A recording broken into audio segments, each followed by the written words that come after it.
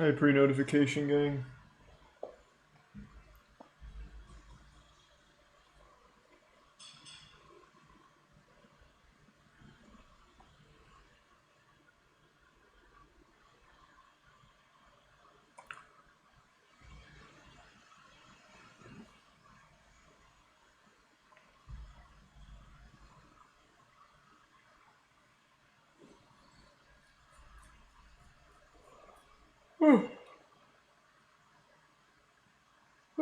Doing alright.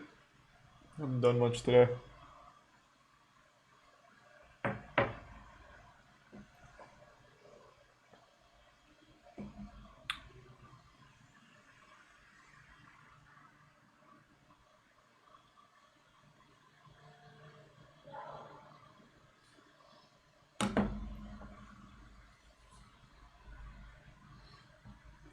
Yeah, those wings were pretty rough. They certainly were not easy.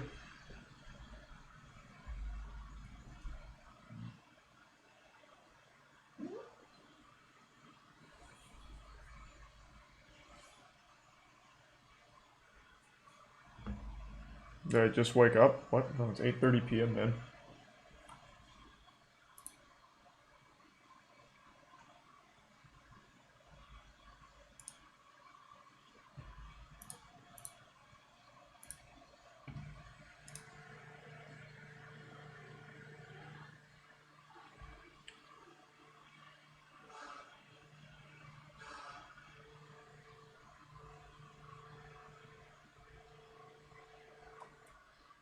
Boomy plays tomorrow? Yeah, tomorrow's doubles, right?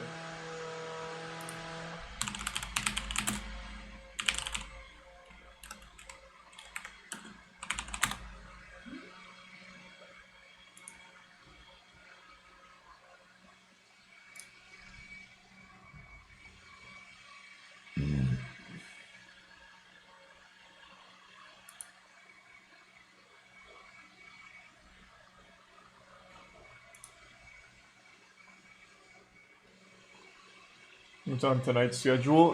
Nothing in particular. We already caught up with the usual. Thanks to Tier 1 Volo and Tier 1 Alpha Dog.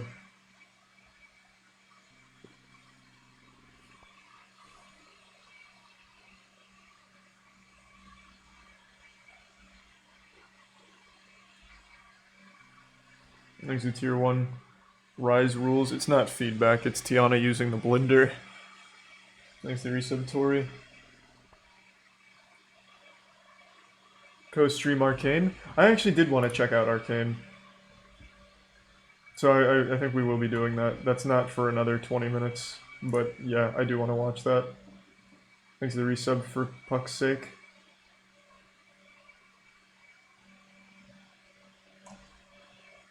I know co-streaming is 100% okay. I saw their tweet about it. I think that's great. Thanks to Tier 1 18 Apple and the resub Phantom.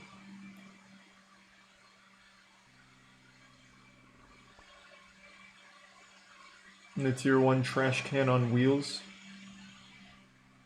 I'm not going to do that, Crispy. Thanks to the Bits Luxord.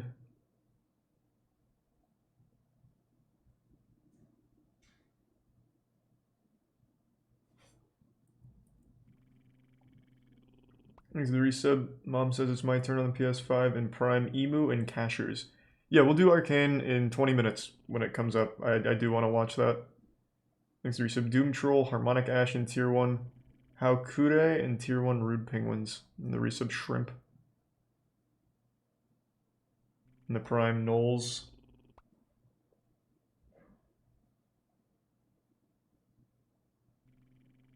Thanks to resub. Joykill and Zythal. And they give sub Puck's sake. What's Nick Crowley's new video? The internet's darkest corners.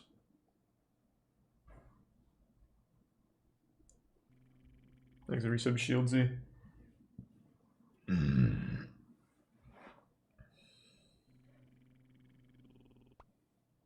Thanks to resub Atticus. And the gift sub MF guy. What are you gonna do today? Watch some shit and also watch Arcane. That's the Riot Games thing. It's a Netflix show, but they're premiering it on Twitch and said any streamers are welcome to watch it. So, we'll watch it. Thanks to the resub. Broettes and the boys. I'm sorry to hear that, Simon. I'm sure you'll get friends. Thanks to the bits Maxwell Power and the gift sub Q and Prime Crack Pipe. The new Fast and Furious game. Rise of the Shifter. Is that today? Hey, I already forgot. I don't know if I want to play that today.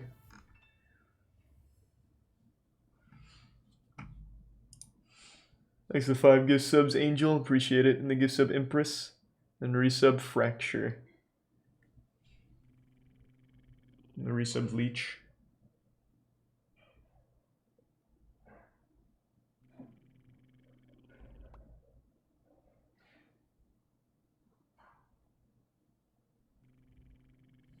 And the resub, Program Error. And the resub, Dabin.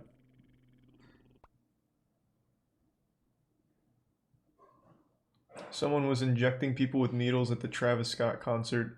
That's a conspiracy. Like, that's what Jackson said. Like, he said that's what he thought was happening, like, as a conspiracy. Is that, like, a true thing? Or are you just saying that because Jackson came up with the conspiracy? Thanks to the resub. Anstad Casmith lags too much in tier 1 Maxwell Power. The prime Dominic. The resub Papa Butter. I'll look it up. Let's see.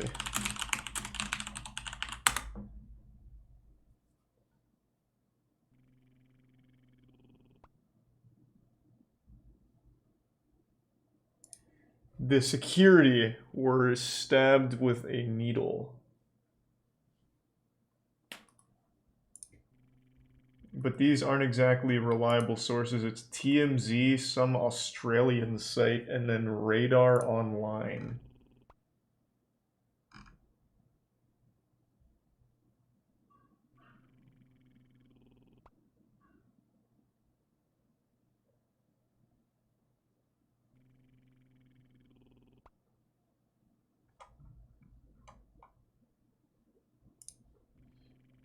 Next to the resub, Kaylee's Hey Pot.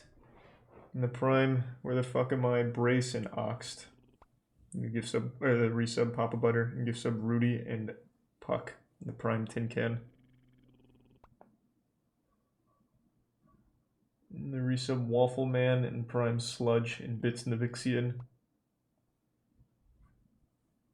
the resub Woke Up. There's a video of the police confirmation. It's pretty wild. I mean, this is 2 hours old, so I'm guessing there'll be more that come out about this. That's pretty crazy, though.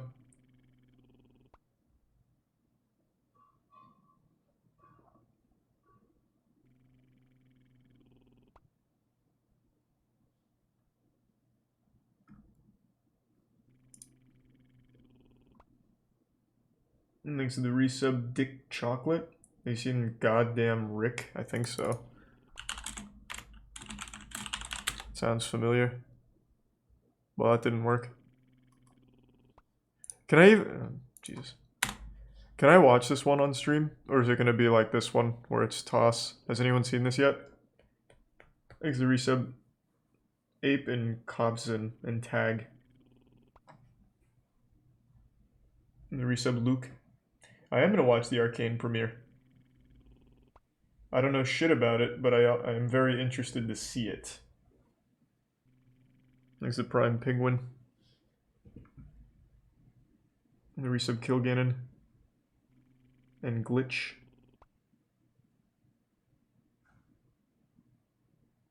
It's not toss, but not that interesting either. Alright, let me get the concept. And I'll decide. Throughout my time here on YouTube, I've spent countless hours searching for dark, obscure content from all across the web. And out of all my morbid findings, Thank you, Tier 1 only about Anime, 1% of Resub them Crow, have actually been turned Taxed, into and the videos. 5 gift subs Queen. This Thank you, happens Queen. for a few reasons, like some of the material being just too disturbing or too graphic to talk about. But mainly, it's because a lot of these topics I found don't really warrant a full video, at least not on my channel. So rather than just holding on to these topics forever, I decided to start a new series here and share with you all the chilling internet content that I've compiled throughout the years and will continue to compile for Thanks to years to Prime, come. Zycool, So join Keyshawn, the me in this new resub, venture Nito, as we dive into Sky, the and internet's Doink. darkest corners. Can't click links, Syrup. Before we dive into this, I'm I assuming have it's to your give a video, huge though. shout out to our amazing sponsor, Shudder, show America's Got Talent, a competition program centered around finding the top entertainers in the country. But despite the show's huge popularity, I was surprised that I hadn't heard about its upcoming spin-off, which was set to air fairly soon. The show is called AGT Extreme, which focuses solely Extreme. on daredevil acts. A premise that has subsequently caused a bit of a stir online, as having a competition focused on extreme stunts. That's why they don't means have that people a will take stunt things category, further and further to win, right? Which would lead to their performances getting riskier and riskier over time, pushing the envelope and heightening the danger. With this in mind, many critics have called out the show for how dangerous it could become. And as it turns out, even before the first episode has made it to air, these critics may have already been proven right. Critics are never right. On the 15th of October 2021, TMZ would publish an article outlining an incident that had recently happened on the set of the show. The accident supposedly involved 41-year-old Jonathan Goodwin, a man who had performed on AGT before, where he attempted other life-threatening challenges, all of which had gone off without a hitch, but this time was different. The article wrote, Jonathan Goodwin, a daredevil stuntman on the new America's Got Talent Extreme, suffered brutal injuries after a stunt he attempted went horribly wrong. Well, at least he didn't die. It was so bad, people on set thought he was dead. The article would then go on to explain the stunt that Jonathan had attempted to perform and how exactly it all went wrong. Goodwin was suspended 70 feet in the air in a straitjacket, hanging by his feet from a wire. 2 cars were suspended on either side of him, swinging back and forth. The stunt was for Goodwin to free himself from the restraints, and then fall on an air mattress and avoid getting crushed by the cars as they swung in the air. Then something went horribly wrong, and the cars smashed together, sandwiching Goodwin in between them. The impact caused the cars to explode, erupting in a gigantic fireball. Goodwin fell to the ground and hit his head. The article then mentions that Jonathan's exact conditions weren't known, but that his injuries had been incredibly severe, having to be airlifted to a nearby trauma unit. The scene described sounded what is this guy made out of? Crazy, as the stunt Goodwin had performed sounded unlike anything I've ever seen before. Tier 1. And following the release of this story, curious readers wanted to know more, as they wondered whether the ordeal was filmed, and if that footage would ever get released. But according to the article, this had happened on the day of rehearsal, meaning that there was no live studio audience, and the cameras potentially weren't even rolling. And even if the show had been filming, it seemed highly unlikely that they would ever choose to release this footage. However, well, ask Jonathan. As it turns out, during the whole event, what does he think? Another camera had actually been recording on set that day, which just so happened to capture the entire thing. It's unclear who was behind the camera, though many believe that it was likely a staff member. This story sounds very fake, I'll just go ahead and say it. The act. And somewhat unsurprisingly, just days after the initial report, this very video would emerge, quickly spreading to practically every social media site across the internet. I guess it's not fake. Well, there's 0% chance I can watch this video if it is real. Not on Twitch. Thanks to Tier 1 Wacky, even if you did survive. Thanks to Prime Fit Kisto and the resub Danny and Big Boy. Not exactly in the same vein, but it reminds me, there was a show they tried to run like a year ago that they had to cancel because of an accident that happened on set. They were doing like some kind of water slide thing and someone kept diarrheaing themselves, so they kept having to shut it down because people kept shitting while going down the waterfall. This is significantly more extreme than that, but it reminds me of that situation. So the whole show got canceled because apparently whatever water they were using for the slide was literally poisoning people and having them shit themselves. It cuts. Still, I'm not taking the chance on Twitch. Thanks to resub Gold Lobster and the 2 gift subs Maxwell Power. I can't believe he fucking survived that. What was his name? Jonathan... It wasn't Jonathan Davis, that's Korn.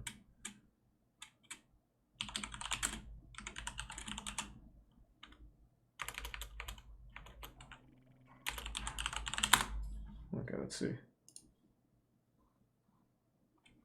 Thanks to resub Turk Bun.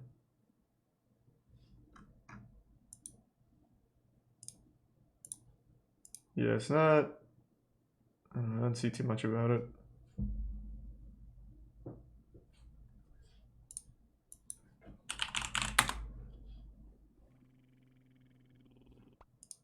Oh, actually, he just came out in October 20 of this year. October 20th, 2021.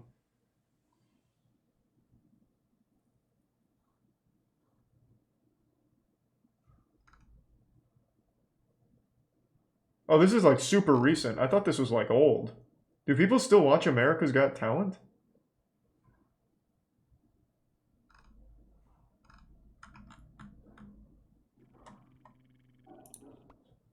Jesus Christ. Thanks to tier 1 Golem and the resub sub. And the Prime Hyperion. It was that story about Jonathan Goodwin. I can't believe he fucking survived that. That's crazy. The first internet hoax.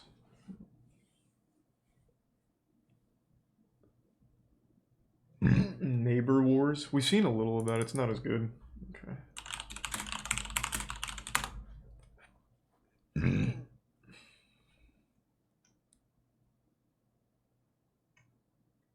What the fuck is this? I don't think I've ever seen that hoax. That looks like that guy from Narnia. Oh, it's this one. This is the one you wanted. It's an urban legend, so it's not like a real hoax. Thanks to Prime Aussie and Zavint. And the resub Welft. And tier 1 Joey. I remember that. I don't remember this at all. I remember there was a hoax with like a lamb with a human face on it, but then they immediately killed it. That actually might not have been a hoax. That might have just been a real story. Thanks to Prime Elizabeth. Yeah, we got time for one short one before Arcane. I really do want to watch Arcane, so we'll be watching that after one more short one. Maybe, let me see, any new court cam? Those are usually like 5 minutes. Thanks for your sub, Steven. Judge fins off would-be assassin. Sounds like a badass. We kick things off in Steubenville, Ohio, to an incident that may be disturbing for some viewers. It's 8 a.m. on a Monday morning, just outside the entrance of the Jefferson County Courthouse. The man in white is Judge Joseph Braziz, who's on his way to work. Hey, Judge. A man approaches the judge from across the street, and he's holding a gun. This is the perfect time to try Detroit threat management's Judge techniques. puts up his hands in defense, but it's too late. The man fires. What? Oh my god. I'm assuming the judge survives, since it's on court cam. Random shooting. The man with the pistol is 51-year-old Nathaniel Richmond. Just a few months earlier, Richmond filed a wrongful death suit on behalf of his mother, who died in a fire at her home, along with Richmond's missed? great-nephew. Richmond was suing the Jefferson Metropolitan Housing Authority, who leased the home to the family. Just claiming YouTube. Conditions inside were defective, Thanks to making Prime it Xavier. susceptible to a fire. But a few days before this attack, the Housing Authority filed a motion to dismiss the damages in the case. Judge Braziz was scheduled to An preside assassin over an that upcoming didn't hearing on the succeed. motion. But Nathaniel Richmond had other ideas. No, it's a video of him stopping Richmond somebody fires trying to kill 5 shots at Braziz at Yeah. point-blank range, hitting him once in the abdomen. Oh, he did get hit. But in the struggle, Richmond appears to drop his gun. Though the judge has been hit, he's not about to back down. Turns out he's got a gun of his own. Oh! He fires at Richmond, hitting him once. The judge narrowly escapes, but instead of waiting for help, he gets up. Is this a judge or John Wick? He does, getting off 5 more rounds. He's a judge, can't you? Meanwhile, an injured Jesus Richmond Christ. for his car. Yeah, Judge Dredd. But a probation officer who happens to be on Holy the scene fuck. rushes over and begins What are you doing? firing. He hits Richmond 2 more times. Holy Brzee, shit. still on his feet, takes cover across the street as officers from the courthouse arrive. Turns out backup will not be necessary. God damn. I can't keep watching. There might be blood, but that judge is pretty fucking hardcore. Holy shit. There's the prime sway and top ramen. And the resub Adfrid.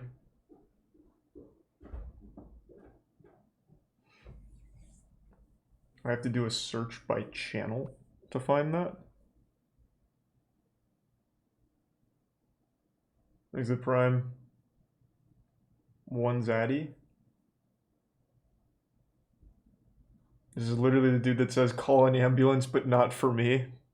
Well, no, and also for him, considering he got shot. You know, maybe there is something to Detroit threat management super systems techniques. Like, the judge really did power up once he got shot. He got shot and then, like, spawned in his own gun. And then fought back. Because like Dale says, the only thing worse than getting shot is getting shot twice. Here's the prime. Your mate Riley and the resub Lucy. How thick layers of restaurant grease cleaned. What is it? Was it restaurant? It was restaurant grease. Okay. Give me a second though. Arcane's about to start, so we'll watch this next.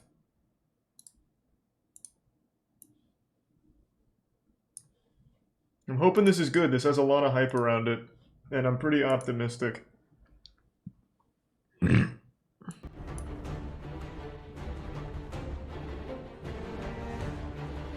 Riot is a shit company.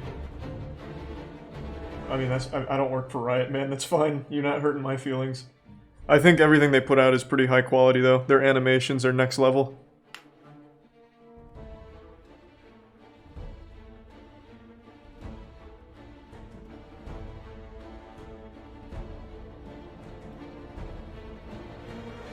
I don't know anything about Arcane. I've just seen the hype, and it's a Riot Games animation. So, I want to at least see it. Is this for LOL? I don't think so. I think it's its own standalone thing. Here's the Prime Chronos. Like I said, I don't know anything about it.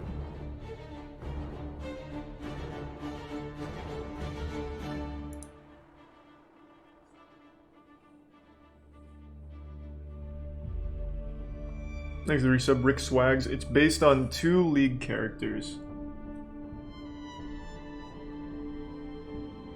It says LOL right there. That doesn't really mean anything to me, though. It doesn't mean that it's going to be like an entire League animation. From what I understood, it's a TV series. Now, if there's like characters from League, I guess that makes more sense. Thanks for the resub, Bloon, and Tier 1 Lumiberry, and resub Bob. And Spoon.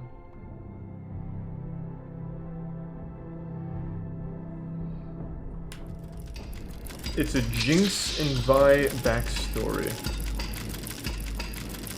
Okay. Well, we'll see. I want to check it out. Thanks to the resub, the Prime Code Bode, and the resub Anal Frank. We don't have to watch the whole thing if we're not feeling it.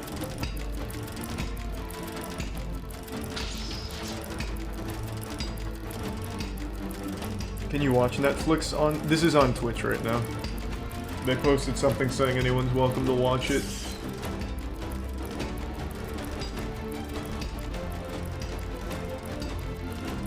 Thanks for resub Psycho Joker. I see you on OSRS. Yeah, I'm doing woodcutting right now.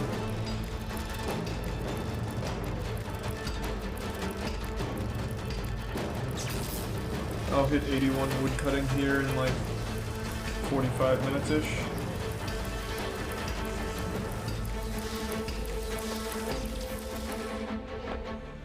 Alright, let's fucking ride, baby! Yeah, we hit 99 fishing 2 days ago.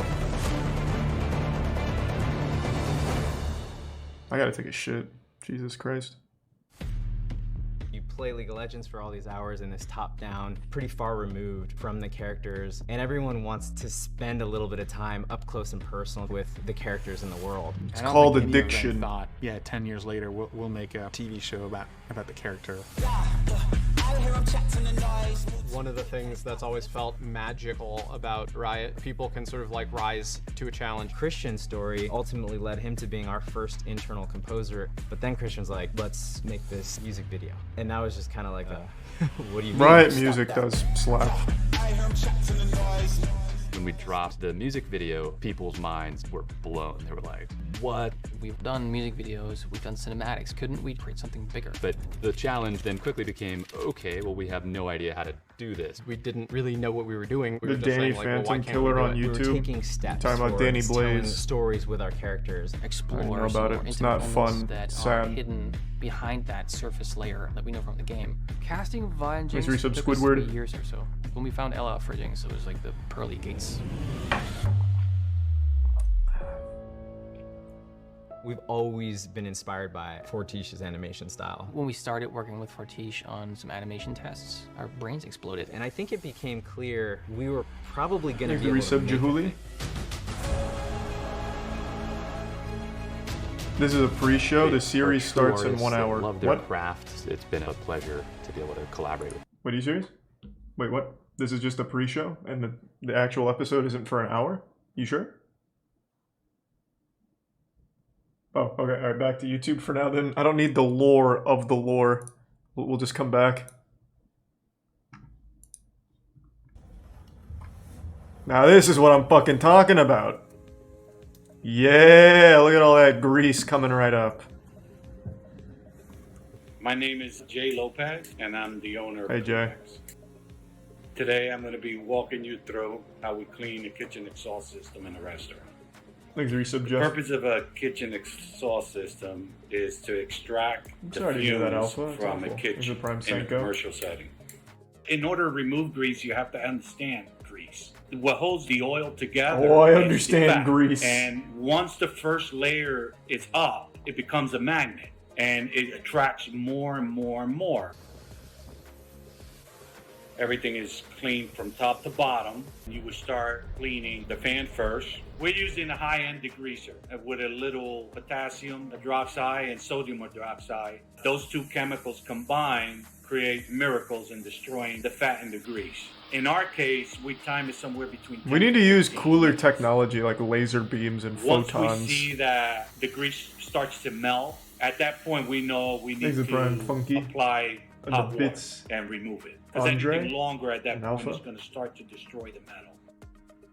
Once the fan has been cleaned, the next step would be the dock. That's the part that connects the fan to the hood. This level is considered extreme. That was a fire waiting to happen. I would say this is about a year worth of grease. Only It a all year? depends on the volume of cooking. Wow. If this is moderate cooking, this is about a year's worth of grease. That's a lot. They have lasers that remove The rust. duck is cleaned in a few different steps. During this process, we use a tool made by Guardian. This tool is known as the Easy Magnetic Duck Scraper. It has magnets set into the tool and a razor blade on each side. Wow. Once it's clinched to the dock, it is manually moved forward and backwards until the grease is removed. This forward and backward method It seems like it'd be like one of those grease buildup will be satisfying jobs. removed from both sides. Kind of like pressure It'll go washing. from the yellow color. Do you guys ever jerk off to pressure washing videos? Or power washing? Or, it is pressure washing. It's really the same thing. It's a fetish. Did you know that?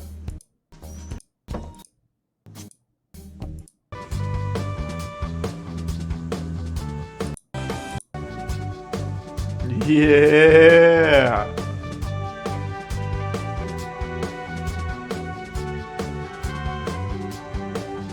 Here's a tier 1 Calavar and the Prime Co. Bryce and the resub is Celeste.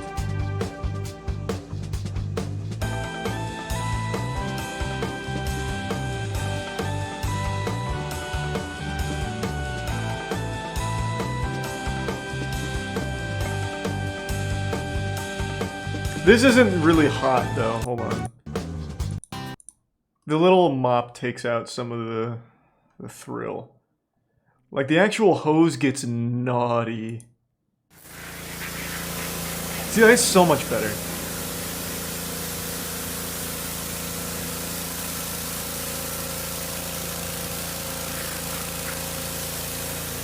Thanks for the resub, Artificial. I don't know, syrup. That seems kind of sketchy if I can only find it with that. I know, this bad girl was filthy. Oh my.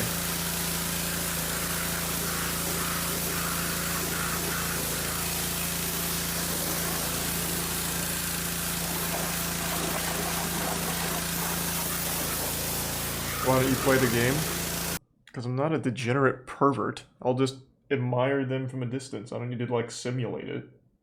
Have some respect. Yeah, pressure washing is pretty cool. Thanks to the resub, Jay and Fry.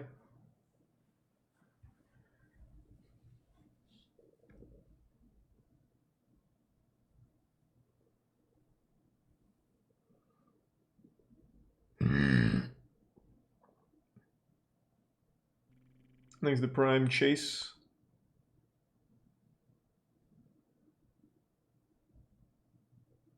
Have you finished the Rubat saga? Not yet. Almost. I stopped watching it on stream though, because it's a lot for stream. Like, it's a lot of parts and they're very long. Thanks to Prime. Sucks Salinky. Yeah, but that sounds kind of sad, Syrup. Thanks to the resub, Uprig and Think.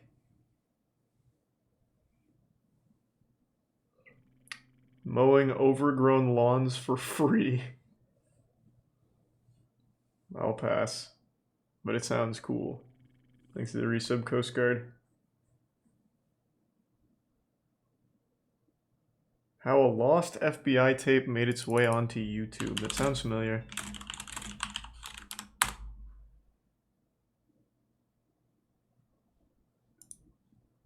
Today's video is brought to you by This is 20, Arafim. Now, before we start today's video, I want to ask you guys a question. If you had to take a guess at the most common demographic present on my channel, what would you guess? Well, according to YouTube's own analytics, the most popular views and no Reddit threads or any other websites have picked up on this internet mystery yet. And while normally I'd be incredibly skeptical at any random creepy videos that appear uploaded on these pretenses, I'll explain to you first how I found this video. And I will say that this was sent to me by a user by the name of Castigamat, who was the same person who actually wrote about that Nanny Lane video a while back and led me to covering that topic. Thank you, Syrup, and sorry. And just recently he reached out to me on Twitter asking me what I thought about this particular film that he had found on YouTube. And the upload he linked me to was uploaded to a channel by the name of Dr. Rip VHS. Now, I will say I get sent a bunch of creepy videos all the time. Much of them are just half-assed attempts at being ARGs that they want me to cover. Yeah. But this was different, like as the uploader is a person who collects rare VHS tapes from Goodwill. And with looking at this guy's content, this guy seems to be a legitimate collector with a provable backlog. And when I realized this, it piqued my interest, as this guy was asking for help identifying the tape in his description. And after going through this film incredibly carefully, I was actually able to piece together clues from the video itself to solve this one. And I must say, I'm a little shocked at what this guy found sitting in a Goodwill outlet. So is it a snuff film? Like FBI crime tape of like torture or some shit? Because I can't watch that on Twitch. Unless it's tickle torture. The VHS is titled Jerry Hill 199M, New York 252958. This was due to the given handwritten label on the VHS itself. The runtime is 8 minutes and 51 seconds. Oh, feature film. And the disturbing portion of this film can be seen written over parts of a 1988 television show called Camera Infragante. What? The tape has no sound. And after 21 seconds, we are greeted with a title at the bottom of the tape reading, Good Boy. Here the camera shows 3 VHS tapes laid across the camouflage mat, where the camera pans in to show us a newspaper clipping. This isn't like a sex tape thing, is it? Visible. Man charged with spraying irritant in Disneyland. Not much else is visible throughout the duration of the segment. No, it's not? Okay, good. And after zooming back and forth, the video cuts to a change in the title at the bottom. Dead Guest, it reads. All older photographs, seeming to indicate to the viewer that these people have passed away.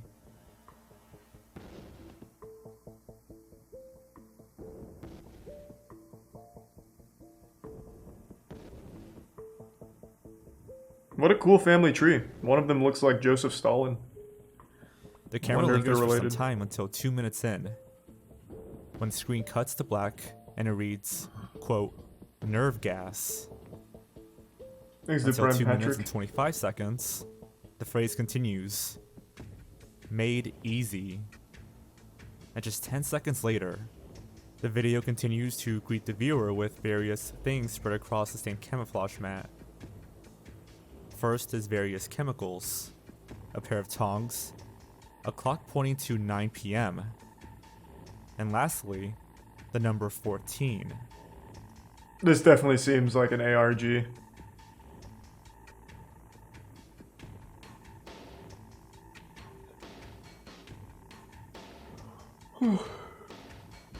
I feel like this is probably just an ARG. Seconds, a hand with rubber gloves appears to pour some of the liquid.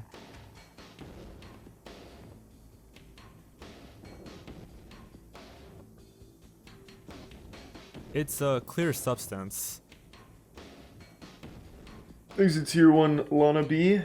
And later the figure would open up a metal container to reveal another bottle of chemicals inside.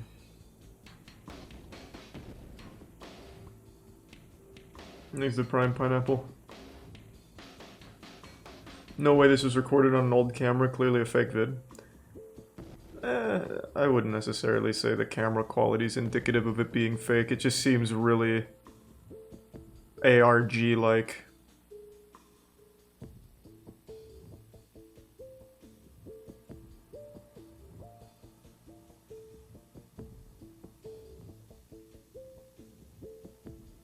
There's really nothing going on. If I had to guess, if this is real, like an FBI tape, I'm guessing this guy was... From hereafter? It's just a speculation. The guy in the video here is making nerve gas and doing a tutorial for it, kind of like the Anarchist Cookbook. And they confiscated this footage and put it on their own tape to have, and marked it Jeremy Hill so they know who it was, would be my guess. If this is even real. I think this screams ARG, but... The figure continues over to the calendar. Maybe it's real. And we see a clear date.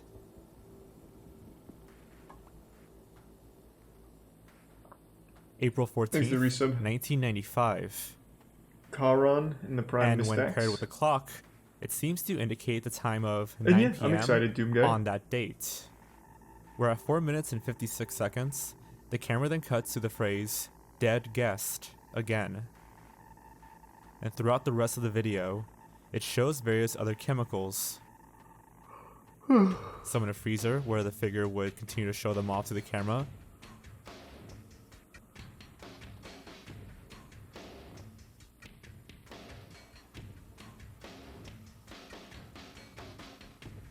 Until at 6 minutes, it would show a cutaway to an undisclosed street. Thank you for that. Yeah, I'll be co-streaming Arcane. And just like that, the tape would cut back to the TV show. Yeah, this doesn't seem like a legitimate thing. Classifies its documents. Here's a brief overview. Maybe give some karmic. The first digits on the FBI's record-keeping system classifies the investigation. The second code is what office the file originated from, and the third is the unique file number. Now, I'm not entirely sure what the M is in this case. However, if we look up the code 199 in the FBI's classification guidebook, you'll see that the code is related to foreign counterintelligence. And let me add that it's a very specific form of counterintelligence. Prime hater gamer really doesn't like this word, but I'll let you read it yourself. So to summarize, this tape is related to counterintelligence, the file originates from the New York office, and the case ID is the following. And according to Dr. Rip, this tape was found at a Goodwill in Portland, Oregon. So let's next address the name found on the tape. While I have to admit the name Jerry Hill is a rather common name, there also appears to He's a have been Prime a Joe. FBI I special. don't know if I really want to finish this one. I'm not super invested in it. If it is a real thing, I imagine it's just keeping tabs on, like I said, someone who is trying to teach people how to use biological weapons.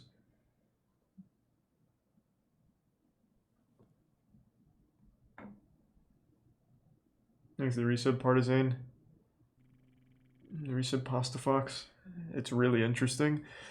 I don't know if I want to watch another 20 minutes of it, though. I'm not super interested in the actual contents of the tape, though. It's pretty underwhelming. It ties to a cult. Everything ties to a cult.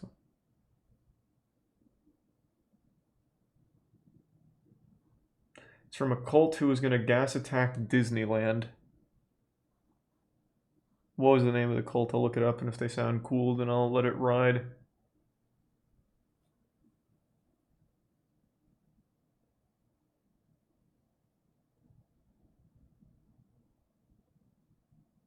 Bad YouTube horror? I do love shitty YouTube horror.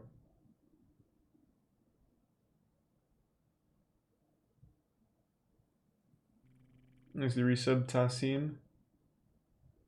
I don't know if I'll moist meter Arcane, but I am gonna watch the premiere at least, see what it's like.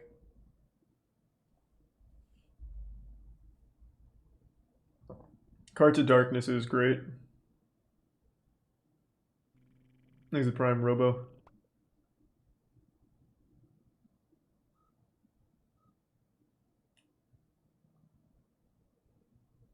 You gonna moist meter Vanguard? Yeah, it'll be up tomorrow. Xinjiang Cotton RSP. What is that?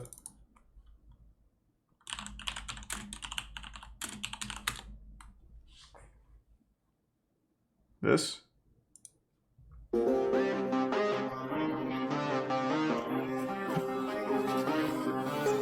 Dry lunch sunshine made cotton. This workload school people only owe bottom. I don't know about that.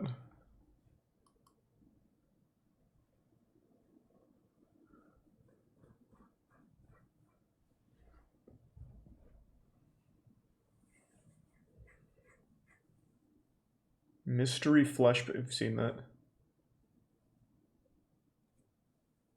Not even 30 seconds. I don't want to listen to a weird, goofy rap. Unless, of course, it's Shoddy Wanna Fuck Guy.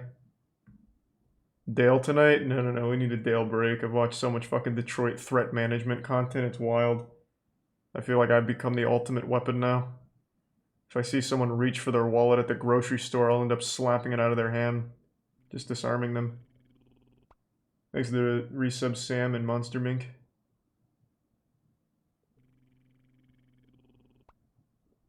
The Prime Acro.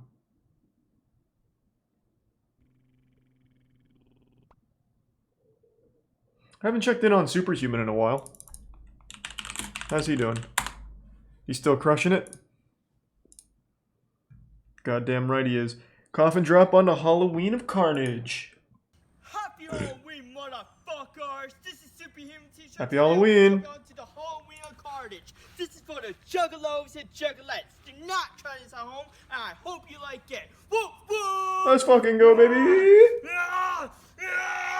Fuck this shit! Woo woo! Fuck my back! A classic again, baby.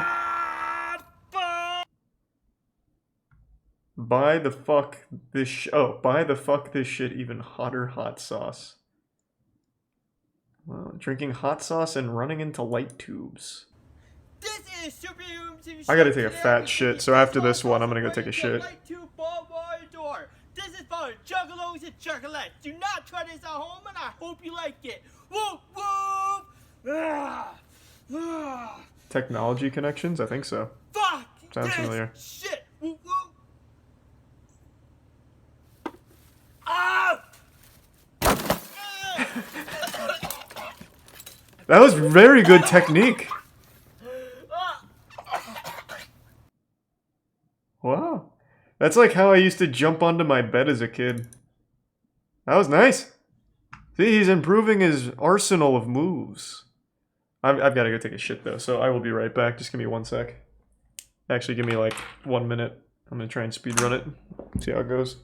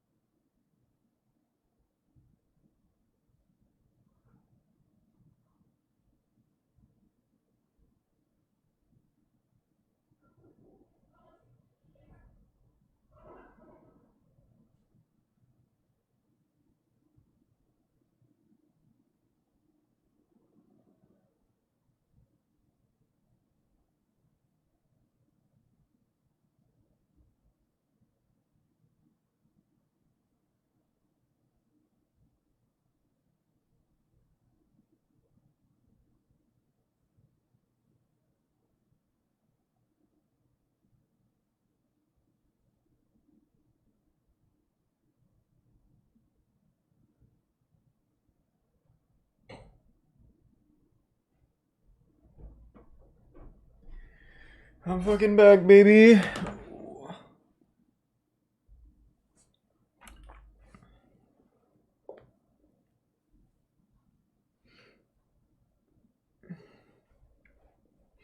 Not bad timing.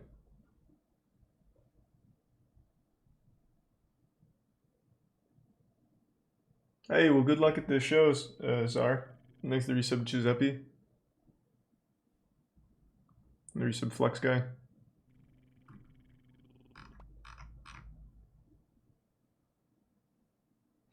And the resub Dolda.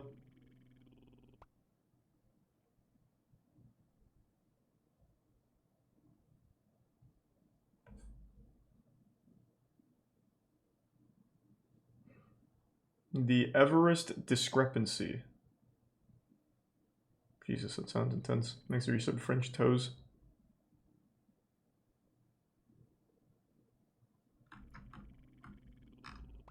And thanks to the resub Fallen Licked.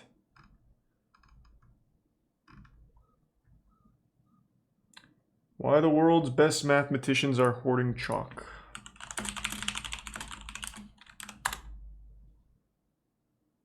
Momo chalk.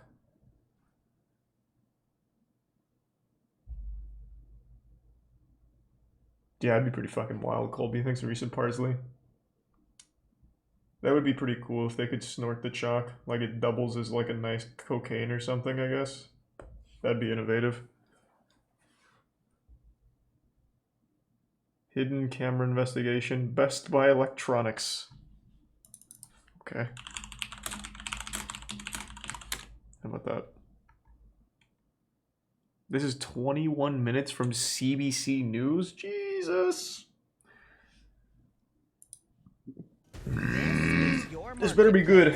How in the world did this get on the market? I better be seeing a lot of drug use. Hoping that customers aren't going to notice. This is not a product that I would call refurbished. Big mistake, big mistake. Shocking revelations on your marketplace. Hey, thanks for the 20, Orochi. I'm glad to hear you had a good day at work. That's great news. Testing one of the biggest names in consumer electronics. Thanks to Prime Tino. Best Buy. This is definitely rolling.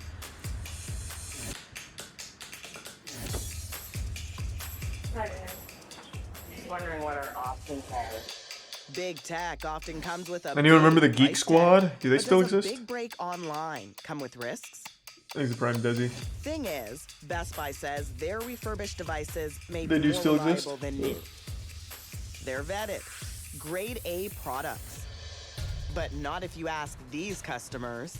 No quality assurance at all there. We were pretty pissed off. Watch out when you're on the marketplace for this type of thing. Your marketplace is going shopping on Best Buy's online marketplace to see if we find lemons in our lot of refurbished phones, laptops, and tablets. This seems underwhelming. And we go in store too to see what employees tell us. So I'm having some issues with Thanks to Jesse and Sarth. It's the Best Buy Refurb Readout. We'll give you the lowdown soon. But first, in summer 2019... Okay, I'm not very invested. This seems pretty lame.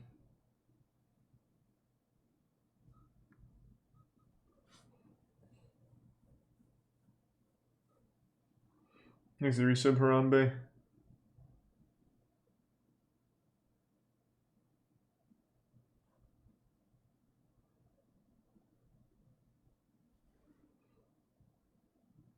Third one down. How many spy cams can Stacy Dooley find in a love motel bedroom? What? 얼른 일단 나와. 밖으로 나와서 그냥. The voice of a victim of a new kind of sex crime sweeping South Korea. This seems dangerous to watch on stream. I'm not gonna risk it. I'm going to assume she found lots of little cameras in her sex hotel.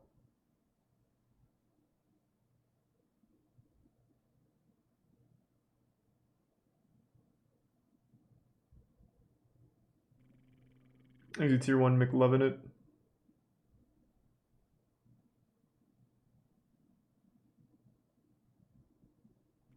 Thanks to Tier 1 Nobody Does This. The case of the missing iPad.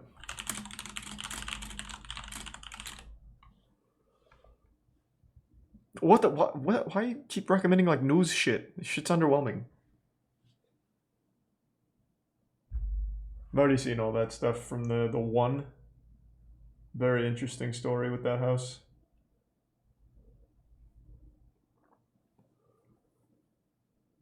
There's a new implement. I still haven't watched the NASCAR one. Oh, the Everest discrepancy is implements. Oh. Always remember, if you ain't first, you're last. Columbus, Washington, Armstrong. Thanks, Resub J. Hope you're doing well. These names are remembered for one reason. Doing and okay. One reason only. They were each the first to accomplish something remarkable. So you can toss it, Jay. Thanks, First is Resub one Zero. of the most Hope you've been frequently doing used well. adjectives in the English language. Out of all descriptive Resub Vodka. concepts, first may be the most important superlative. Words we use to express the highest degree of something. First is one of the most popular superlatives because it's so unambiguous. Being the first person to do anything is a big deal. All who follow you have no choice but to know your name. If you're the first to do Not something true. monumental, history will remember you long after you're gone. I used to think that too. Like, if you're the first person to do something, it's a big deal. But nowadays, no one fucking cares. Like, think of something you use every day. A sink. Who was the guy who invented the sink? Fucking John Nobody? Like, only certain things is it cool to be first in. Most superlatives end with the suffix est, a grammatical trait rather fittingly shared by the tallest mountain on the planet. Mount Everest is quite possibly the world's most famous landform. It towers nearly 9 kilometers above sea level and can be seen from over 300 kilometers away, equivalent to seeing New York City from Boston. It's a well-known fact that the first person to reach the summit of Everest was Sir Edmund Hillary in I didn't know that. 1953. It's one of those pieces of trivia that gets thrown around so much that you just stop questioning it. No, I never knew It seems like that. something that should be indisputable. The first man to set foot atop the tallest mountain. An unambiguous statement of fact. Except, Thanks, Resub Doodleballs. 29 years before Edmund Hillary reached the top of Everest, there's a small chance, but a chance nonetheless, that someone else may have got there first.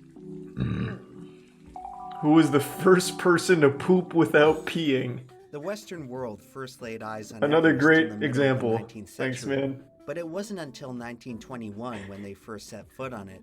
That year, the British Royal Geographic Society financed the first expedition to explore Everest and identify a route to the top.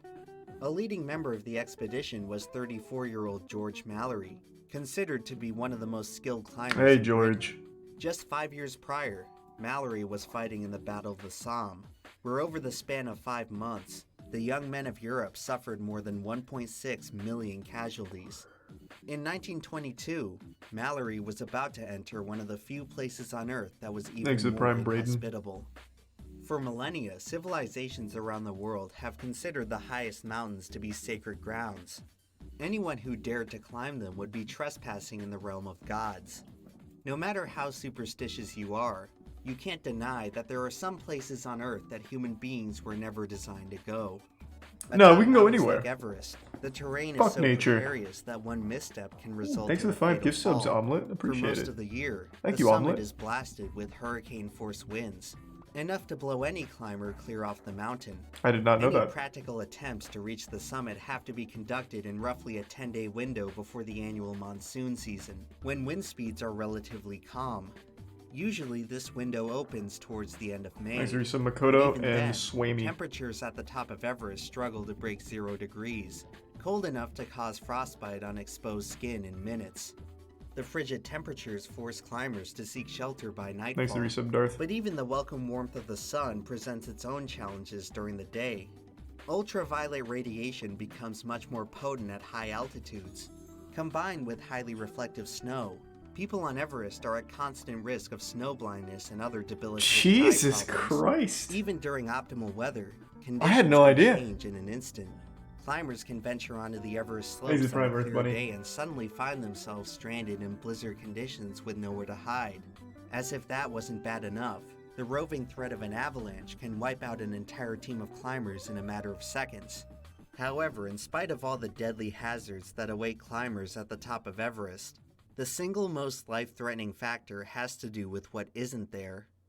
At 29,000 feet, air pressure is 3 times lower than at sea level, meaning that climbers have access to only 1/3 as much oxygen.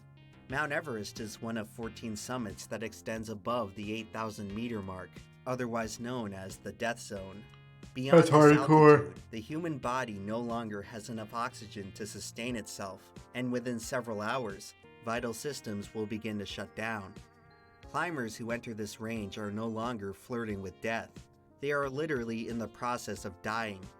If anyone in the death zone fails to descend back to a safe altitude in time, their chances of survival are 0. The death zone presents an extreme complication by making any run Seeing towards the pictures, it Everest doesn't summit a look that crucially crazy. time-sensitive event. Climbers must maintain a certain pace on the final ascent or else risk running out of oxygen. To make matters even more difficult, the thin atmosphere makes the act of climbing painstakingly slow. Most climbers near the summit have to stop to catch their breath after each individual step. That'd be pretty crazy, The Tori. process is so exhaustive that summiters are expected to burn more than 15,000 calories. equivalent to the daily energy output of 7 people. The peak of Mount Everest is in contention for the single most hazardous place on the surface of the Earth. And 99 years ago, George Mallory was one of 6 climbers trying to get there. On No May way he 19, survived. 1922, He's still Mallory up there. led Howard Somerville, Edward Norton, and Henry Morshead on Edward the first Norton? official attempt to reach the Everest Oh summit. my god. Across 3 days, the team trekked up the north side of the mountain, eventually reaching a record altitude of 8,225 meters Thanks, before Resub turning Ekix. back.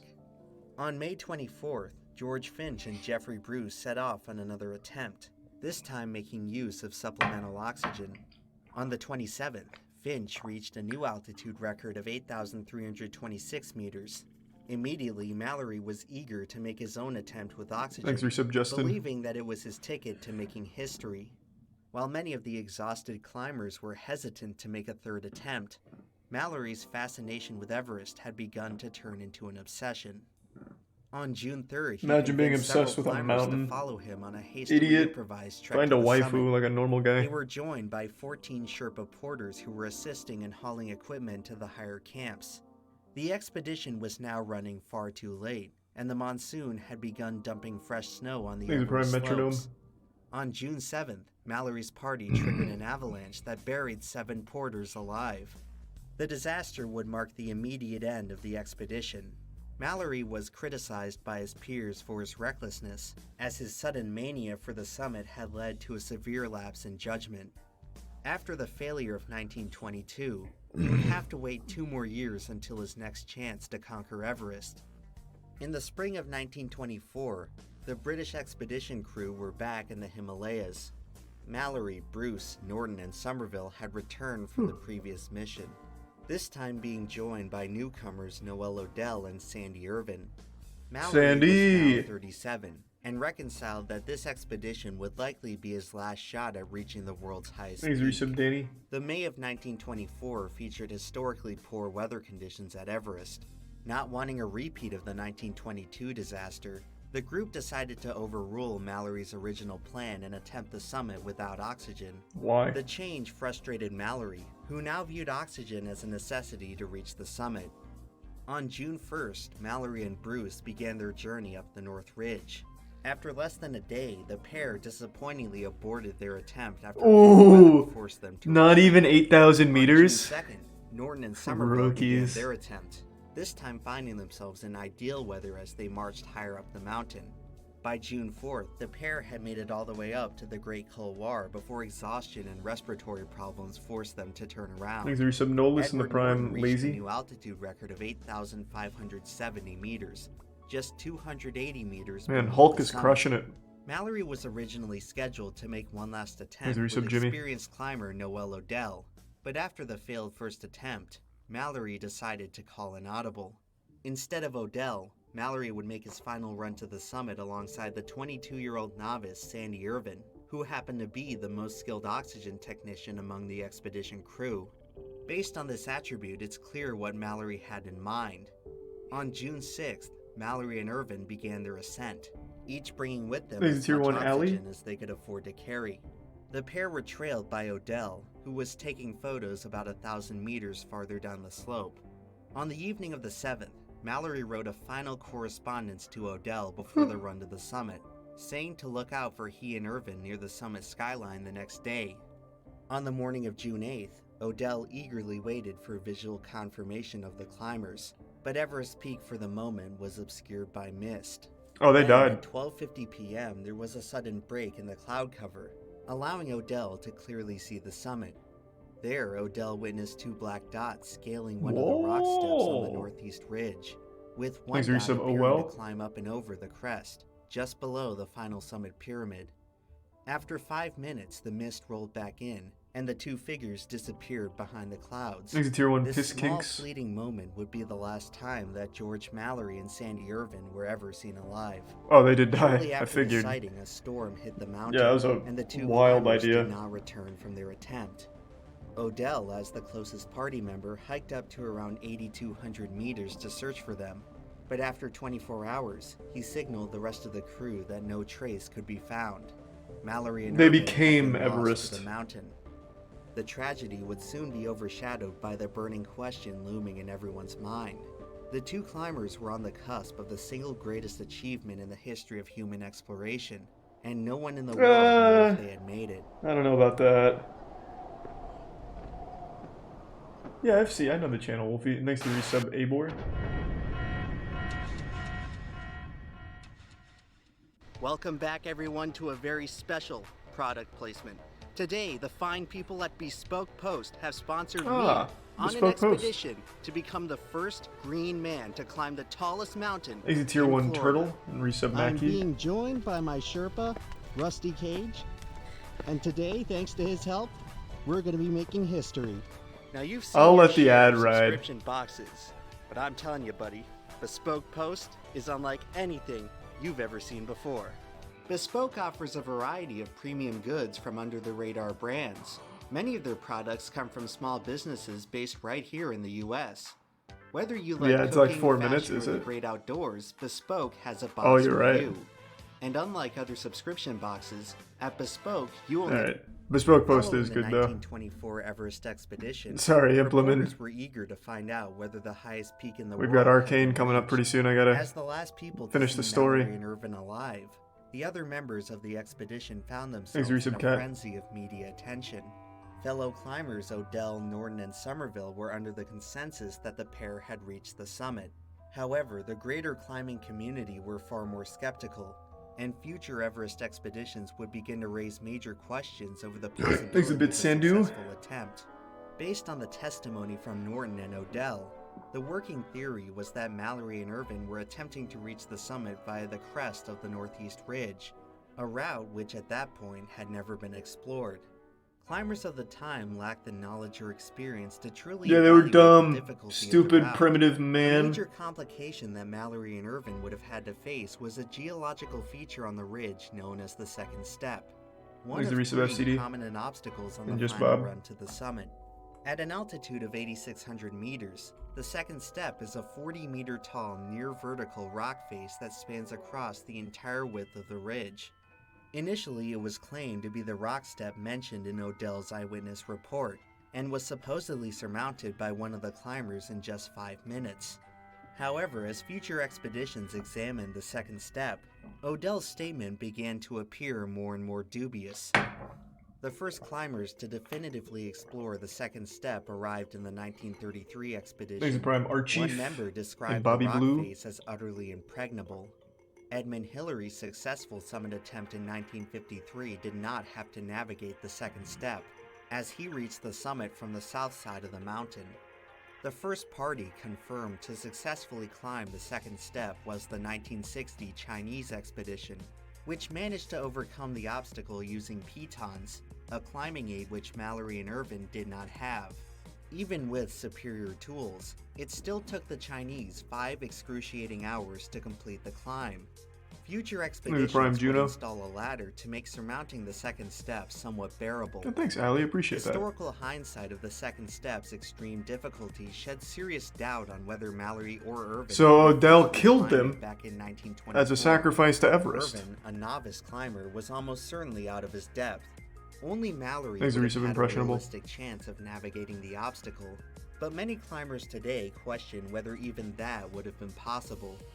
Modern-day mountaineers now use tiered grading scales such as the Yosemite Decimal System to assess the technical difficulty of climbing features.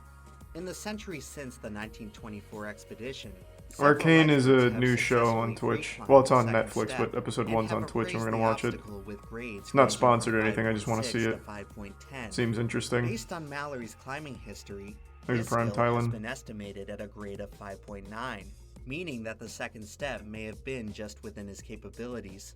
However, aside from his raw aptitude, Mallory would have also had to scale the step using rudimentary gear while hauling Just get a multiple jetpack. oxygen Jesus Christ. canisters.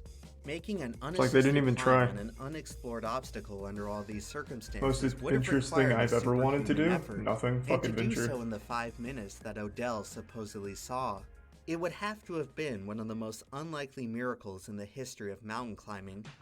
It's for this reason why many have inferred that Odell did not see the two climbers surmounting the second step, but rather the comparatively easier first step. However, if this was the case, it would have provided the pair with another major complication. At the time Odell spotted the climbers, they were already 4 hours behind schedule. If they were as far from the summit as the first step in that moment, they would not have had enough time to reach the peak by sundown. Even if Mallory and Irvin had continued climbing into dusk, their estimated supply of oxygen would have likely run out.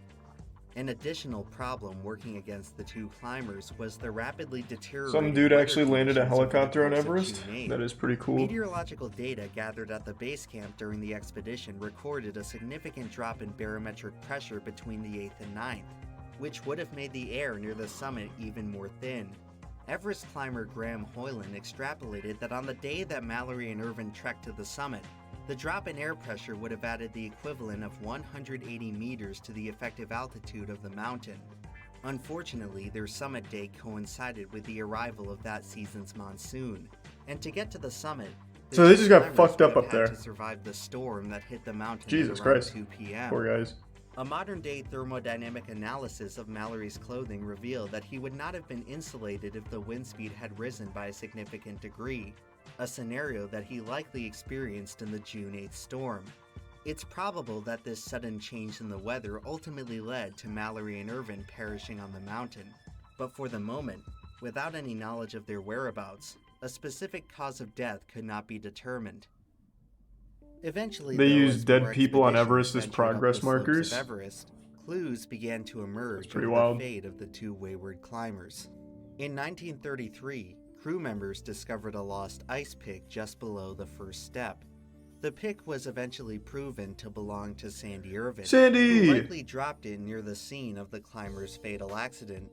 Now that an artifact from the missing climbers had been recovered, Thanks, Resub Jimmy. researchers of the mystery concluded that their final resting place couldn't have been far.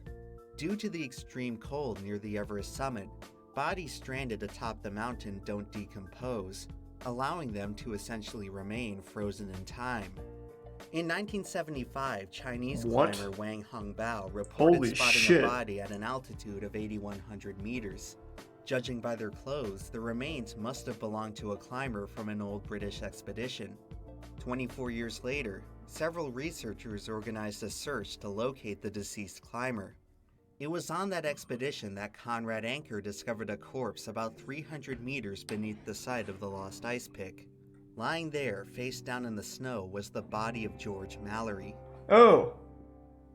Mallory's remains showed evidence of three key injuries.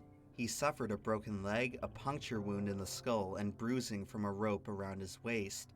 The bruising indicated that Mallory and Irvin were likely roped together when one of them Thanks, fell, Resub Mike. snapping the rope and separating the duo. Mallory's injuries were not severe enough to indicate a steep fall. He may have experienced a minor stumble at the ice axe location, after which he descended further down the slope where he suffered a second, fatal fall. Several of Mallory's possessions were recovered from the scene, which revealed additional clues to the summit question. His climbing goggles were found stowed away in a pocket, indicating that he was likely operating in low visibility. Mallory was probably descending after the sun had set or during storm conditions. Oh, so he didn't make it? One of his pockets concealed a note with a list of 5 oxygen cylinders, providing evidence that the climbers had brought one extra cylinder than previously thought. In fact, the same search mission Didn't they make a actually book about recovered this? I one don't of know, man. these I don't read cylinders, books. an artifact which It's not the marked Outsiders. highest I don't know it. confirmed This point doesn't that seem like the Mallory and Irvin Outsiders. reached. Rumored to be among Mallory's possessions was a photo of his wife, which he planned to place at the summit. Oh. The photo was not found on Mallory's body, sparking further speculation to a successful attempt.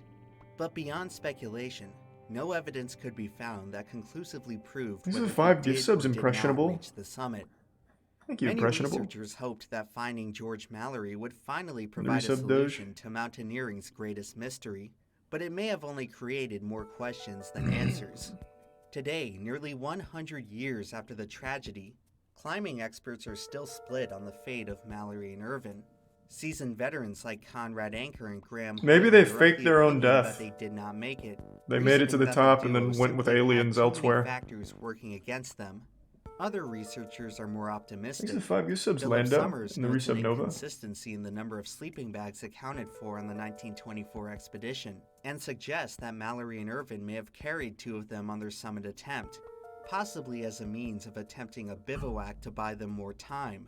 Michael Tracy offers a solution to the second step problem by suggesting that the climbers bypassed the obstacle entirely by using the North Ridge Traverse, which was the standard route at the time. Tracy presents a comprehensive explanation for how the pair could have followed this route while using a system of oxygen caching to reach the summit before sundown. In this case, Odell would have actually spotted the climbers at the 3rd step, which would be far more consistent with the supposed 5-minute climb. There are various other creative theories regarding Mallory and Irvin, but until further evidence surfaces, a definitive conclusion may never be reached. Until now. Fortunately, the mystery is They not did yet it. a hopeless cause, as the answer to the summit question may lie among the still undiscovered remains of Sandy Irvin. It's highly likely that if either of the 2 climbers reached the summit, they would have collected rock samples. The rocks found atop Everest are geologically unique to that part of the mountain. If Irvin were to be found with summit rocks, it would prove that one of the climbers had made it to the top of Everest. Curiously, the 1999 forensic search of Mallory's body neglected to check for summit rocks, so it remains unclear whether Mallory had any on his person. At the time, the prospect of rock samples had been completely overshadowed by the single most compelling missing piece from the 1924 expedition. As Mallory passed Howard Somerville on his final trek up the mountain, Maybe they got he robbed asked up to there. borrow Somerville's portable Kodak camera to capture Maybe photographs tier in the 1 event of a prolapse. successful The prime attempt. Jeffy. When Mallory was found in 1999, the camera was not found among his possessions. Therefore, it is likely that Mallory handed off the camera to Irvin sometime during their descent. If the camera is ever located, the undeveloped film within could finally solve the mystery once and for all. Modern-day photographers have shown it's possible to develop 100-year-old film. It's unknown whether the extreme conditions atop Everest would corrupt the process. They're not that But extreme, in the event overhyped. that the camera is found, Kodak provided special instructions to give the film its best chance at survival. But before any images can be retrieved, researchers will most likely have to locate the body of Sandy Irvin first. Xu Jing of the 1960 Chinese expedition claimed to have seen a dead climber lying on Climb his it back then? near the Not worth first the step. time. Many researchers I'll lose have internet inferred that this internet must have been connection, Irvin, so I won't be able to grind but subsequent RuneScape. searches of the What's the area point? have thus far turned up nothing. Somewhere high up on the mountain, the missing piece of the Everest discrepancy is waiting to be found. But until that happens, all we have are the theories. There are many arguments for and against a successful summit attempt, but most of them hinge on one unknowable variable: whether George Mallory, while tantalizingly close to his defining achievement, would have chosen to turn back. Away from the mountains, Mallory had a beloved wife and children. After the 1924 expedition, he was known to have aspirations of becoming a writer. He certainly Thanks to the was Prime, in no Big position Caprice. to throw his life away, nor endanger the life of his young climbing partner. Thanks to the gift sub Casual. However, the imposing allure of the Everest summit can have a strange effect on people. Many climbers who attempt Everest report a psychological phenomenon known as summit fever, where they become affixed in a trance-like state, compelling them to either reach the summit or die trying. Death was no stranger to George Mallory, who had witnessed the horrors of World War I, an event so traumatizing Arcane in 3 minutes? that it Alright. profoundly altered the way a generation of men understood the concept of life and death. Many soldiers who lived through the slaughter would go on to develop survivor's guilt, a condition where survivors of a mass tragedy experience sorrow and regret over not perishing alongside their peers. Death was so common in the Great War that many began to see valiant self-sacrifice as an expectation. It's possible that as Mallory was staring down his greatest adversary, he may have been thinking the same way. Yeah, I think he made it. I think he's still up there. He's just hanging out. Okay. Let's go, Arcane. 570k viewers. Riot's had a big day. World's stream had, what, 3,500,000 viewers? Or 3.9 million or something crazy? Hey everybody, it's Shauna. What a big day for I just Riot, want to say Jesus thank you Christ. for joining us today. It's a really big milestone, a big moment for us. Thank you to Netflix. Thank you to Tencent Thank you Video, to Charlie, and no thank problem. you to the thousands of Rioters that have been contributing to telling this story one way or another. Can I for get the a last thank you or like decade. what's up with that? Tonight, I really want to congratulate Christian and Alex. This has been 6 years of your baby in the making. Your heart and soul is on this screen. Arcane wouldn't be what it is without you. So thank you and enjoy the night. Whew. Well, it's finally the moment. For your 6 years, how does it feel? Pretty crazy, but we're not done yet. People haven't seen it yet. So I really hope you enjoy the show. Hello, everybody. My name's Christian. Hey, Christian. Hey, We're Alex. the two creators of Arcane. Been a crazy ride. We really hope you enjoy the show. And of course, we'd be remiss if we didn't send a big shout out to all Charlie. the writers who've helped us Damn, along the way, poured so much overdue. love and care into the IP, and of course, everyone at Fortiche whose work, made this into what it is today. Thank you so much. And now, handing it off to a man who's shown us great you're also support rich. all the way through, Nicolau. Thank you, Christian. Thank you, Alex. I'm so proud to be working at Riot Games every day with awesome creatives like you two. I'm excited, but I'm also very nervous. We've been working on the show for so long, so I can't wait to see players' reaction. Hey, I'm not even a as player, nervous but you'll as get our my founders reaction. Who started this company many I'm 3 years years ago. sober on Mark League. and Brandon, thank you for starting this all. Thank you for the support. Don't be too nervous. Please enjoy the evening too. Can you believe today's the day? No, I can't. It's wild. It's been a long time coming. Want to thank you all and everyone who's been part of this journey. We're really excited about today. We hope you all enjoy it, and welcome to the premiere of Arcane. Hey, thank you for having me, guys. Hey, thank you. Oh, shit. No, stop clapping. You're embarrassing me. I'm not gonna check out Valorant shorts, please. Jesus Christ. That's too low for even me.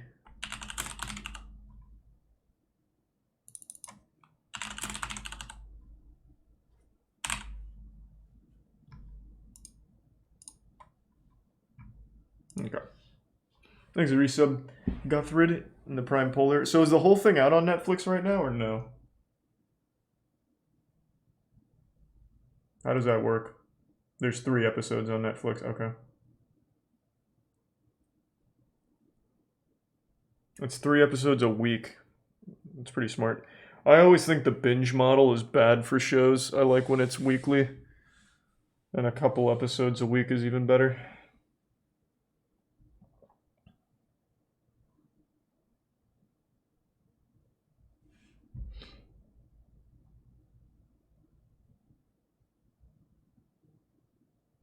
I like the binge. Yeah, I think that takes some of the fun out of the show. I really do. Because then you watch at different pace than other people, and I think a lot of fun about shows is being able to talk about the show with other people, but when you just binge a show in one sitting, most other people aren't going to do that, so you lose that ability to talk to each other about it. Like, look at Game of Thrones Season 8, for example. Every week we all got to complain together over how shitty the new episode was. Like, I don't know, it's good. I think it's really good. Attack on Titan, every week Twitter would light on fire. Like, I don't know, I thought it was good. I like it much better. Whereas binging, take for example Stranger Things. People talk about Stranger Things for like a day and then never again. It's just, it takes the fun out of it.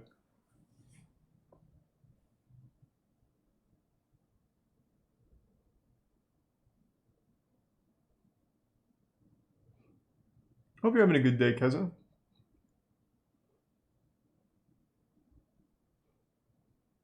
Multi-episodes a week is optimal. I always said 2 episodes a week would be fucking perfect. Keeps it like super hot and it doesn't drag on for too long, so you never have like that fatigue.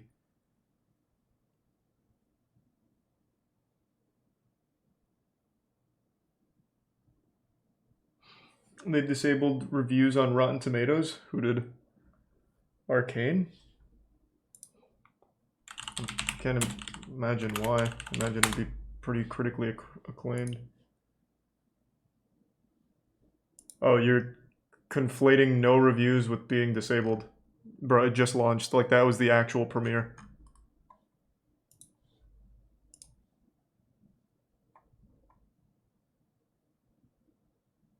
Yeah, Rotten Tomatoes sucks ass anyway, though, to be fair. Thanks again, some Pillow Puppy and the Bits Cammy. The Prime Big Schmeck. watch the rest. I can't on stream. You can only watch the first one on stream because it premiered on Twitch.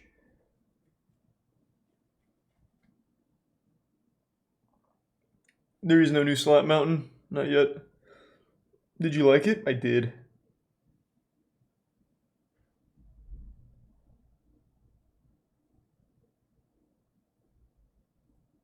Thanks to the bits Cobain. And the resub Tom Hazel and Prime Furbus. Current Affair. I don't think Current Affair has anything too wild anymore. It's the oldest. Alleged fake Uber driver accused of touching passenger.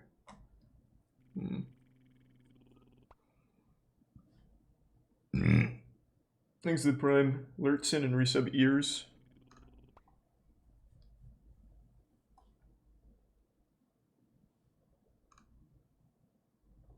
Rogue electrician goes into hiding. Yeah, Current Affair just hasn't been very good for like the last 6 or 8 months, I'd say. But I used to love A Current Affair. Thanks to the Prime Link. Or Oldest Tale. Man claims he was bullied over height in New South Wales Police Force. Are you impressed I was able to see NSW as New South Wales? What Alan's lacked in size, he's always made up for in spirit. Oh. But the policeman says he was bullied by his colleagues for years because of his height, and he's not taking it anymore. So he's getting leg lengthening surgery. Alan Thorne might be short, but when it comes to being a police officer, he's always held his own. I've been this height since I was 14. I just didn't grow anymore, but I'm still just as hard and still as tough as you blokes. The 64-year-old is on stress leave. Do you miss it? Yeah, I do. I miss it a fair bit. Yeah. Alan says it wasn't the crooks who pushed him out. He doesn't look that It was short. his colleagues. Turned me into a whistleblower. I didn't want to be a whistleblower. I didn't want to push no barra, but this is what they've created. He was the exact same height as the girl next to him. Expect the station to be the one place they can. It's gonna turn out he's 5'6". But Alan Thorne says he became the target of his own colleagues, putting up with years of relentless ridicule, all because of his height. When I first started, I was always warned that I was going to cop a little bit because of my height. Because I'm only 5'4", and age, being 47. Bro, that's not that short. Like, it's short, yeah, but like that's not that short. That's not much shorter than me. That's dangerous. That's scary. We're getting a scary territory. And I said, well, I can handle it. I'm hard enough, tough enough, Alan says the short joke started while he was still training. One of the instructors, he christened me Frodo, and I had no idea what Frodo meant until I asked. You don't know one of the young Frodo? blokes there who informed me it was a hobbit out of Lord of the Rings. I think there's some I don't Munchie and believe a lot of Quartz. people would have known my real name. Luigi and the Prime Staff. Did you laugh along with them? You kind of just laugh it off and just say, yeah, right, whatever, and just do what you got to do. Because as I said, I just wore off a duck's back early on. The odd joke, like a gnome from his Kris Kringle, quickly escalated to this. Images the New South Wales Police Force couldn't be proud of. The Great Little Wall of Thorny, they christened it. So it's a 4 metre by 2 metre corkboard in the muster room. It took pride of place Why? inside Campbelltown Police Station. It's offensive. A picture of 3 female dwarfs, and they've got the caption. Holy underneath, shit. Groupies. Insulting. It's obviously a midget in a nappy with my head stuck on. Irresponsible. Obviously a dwarf firing a pistol, so we've got to do a shoot every year. So somebody decided this Thanks, must Risa have Mushroom. betrayed me. And unprofessional. Somebody's taken a picture of a midget horse, and it says apparently Thorny has put in for the Mounties, the Mounties being the horse, the local horse brigade, and his horse is ready, so referring to that's the only horse I've got. That's fucking intense. Jesus Christ. Alan, why did you take these pictures? Well, at the start there was only a couple, and it just grew and grew and grew. I decided, well, now it's about time that I actually can prove that this did happen. So As a former police officer, I just couldn't believe that a workplace would have damn. such material up on the wall. Solicitor Paul James from Operational Legal Australia has taken on Alan's case. This went way too far, and this is what happens when you have workplace banter that isn't checked and over time, and this is a period of like four or so years where these images were there. We even had a situation where a detective superintendent, a commander, Thanks, you subsalt laughed Cam. at that board and just walked past it, acknowledging that it may affect the employee, but did nothing to tear it down. It's been a rough couple of years for Alan. He was disciplined for misconduct. Because I got involved with a DV victim, which I did 7 or 8 months after the incident. I thought it was long enough, but I was informed that it's never long enough. Many might say that you are bringing all this up now about the bullying and harassment because you got in trouble and got punished. What do you say to that? Wait, what did he do? I don't really want to put up with this, but I don't want to make myself a target either. I don't want to be seen as weak, I suppose, because you show your Yeah, it weakness looked great, to the Oni. cops, whether it be to the outside or the inside side of the cops, you get targeted. This is Oh, he hooked up with He a was former also victim. diagnosed with Oh. prostate cancer. And Alan says his colleagues made fun of that too when he returned to work. And I walked up to my Jesus that's Christ. my pigeonhole. That's where all my correspondence goes. Holy and shit. I found this in the box. It's urine drainage bags that you attach to a catheter. When you saw that, how did that make you feel? I was boiling. I went off my tree. We've taken it to the police minister to seek a meeting with Oh him, my a mediation, God. and also asked for the Police Commissioner and Professional Standards Command to conduct an investigation in relation to the toxic workplace culture. In a statement, the New South Wales Police Force says it does not tolerate bullying and harassment in the workplace. Only outside of the workplace. Of not coming forward or speaking That shit up, stops once you get inside. Employees that suffer in silence. What message do you want to send by taking this legal action? Well, I would like the police to accept the fact that this thing happens and to stop it. Get off your backsides and do something serious, or you're going to lose people left, right and centre. Alan is hoping to resolve his dispute. That was pretty without fucking having to take intense. Formal legal action. We'll keep you posted. Why take formal legal action? Fuck him. Let it ride.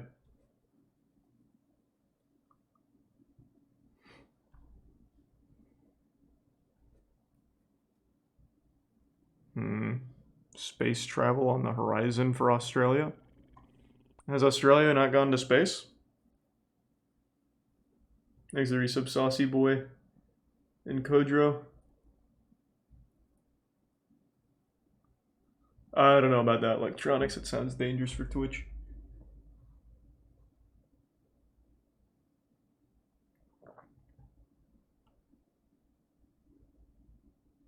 Have you watched Macabre, the Harry Potter's fandom greatest con artist? That went by kind of fast. I might have read that wrong. I learned about the Severus Snape people that thought they were married to Snape from another dimension.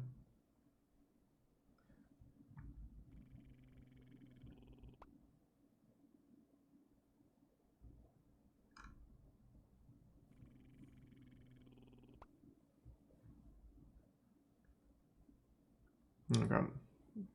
Most of these just sound like serious stories. Thanks to resub. Kind Monjour.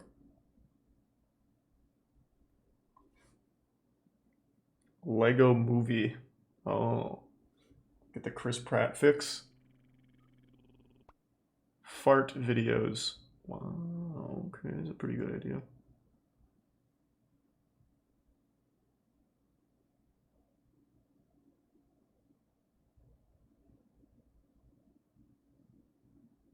Thanks to the Prime Bat Killer.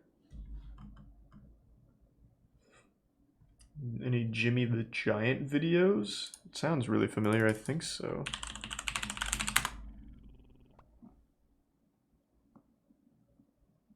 Isn't he the one that did the, Why Rollerblading Died? Or am I misremembering?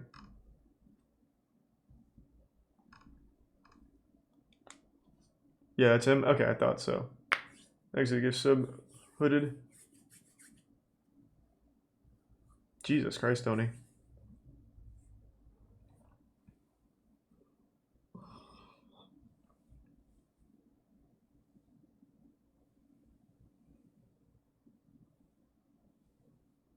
Thanks to Prime Brandon.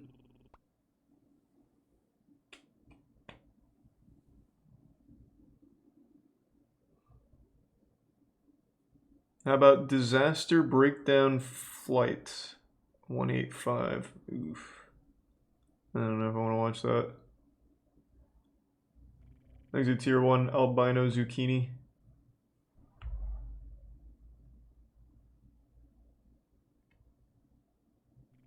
Thanks to Prime Mothica.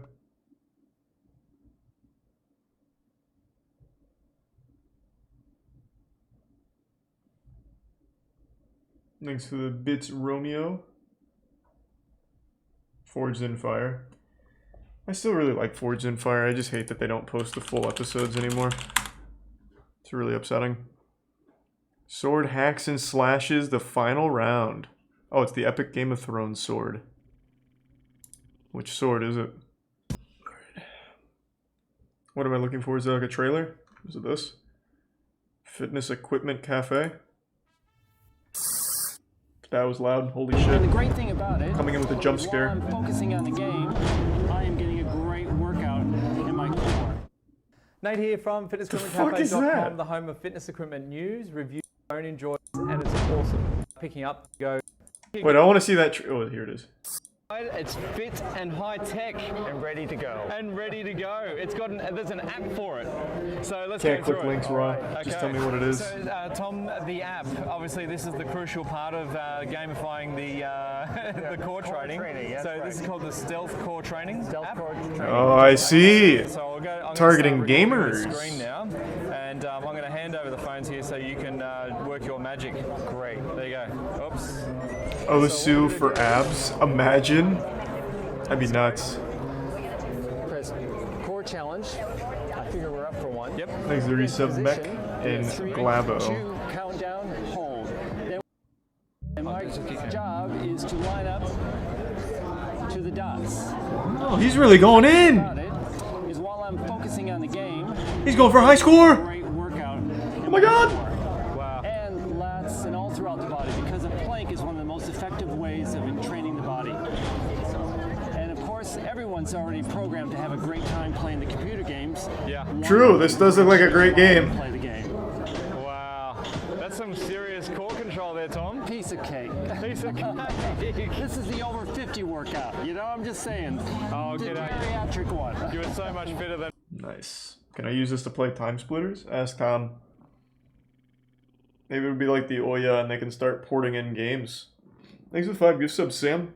Give me 1 second. I'm going to go say goodnight to Tiana. I'll be right back. The history of the Yu-Gi-Oh meta? I feel like I've seen that. Is that the guy that's been breaking it down year by year? Give me 1 sec.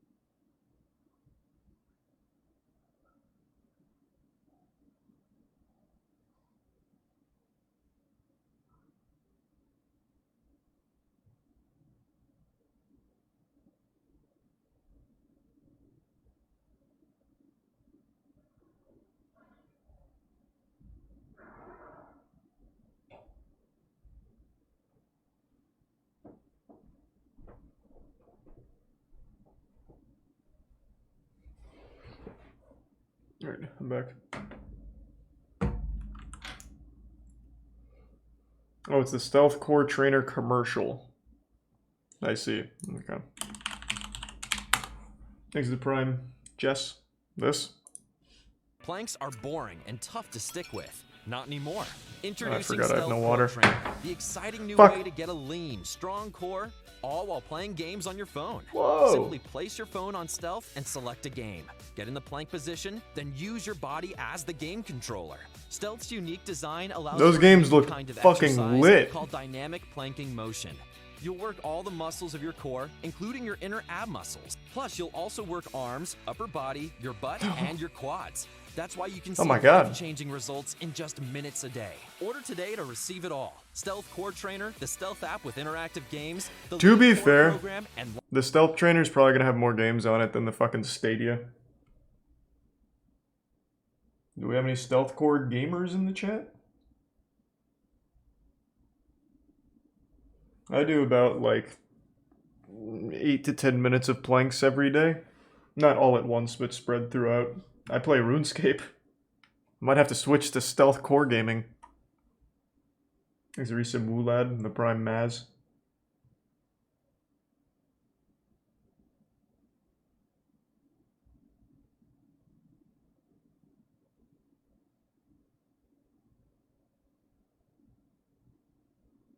"1,500 birds invade a house."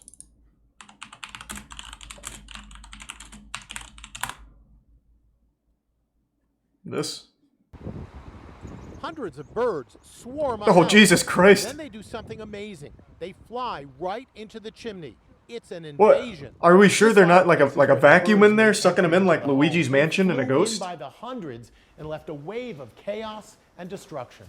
Look there. Holy They're lining the fuck. windowsill with wings furiously flapping.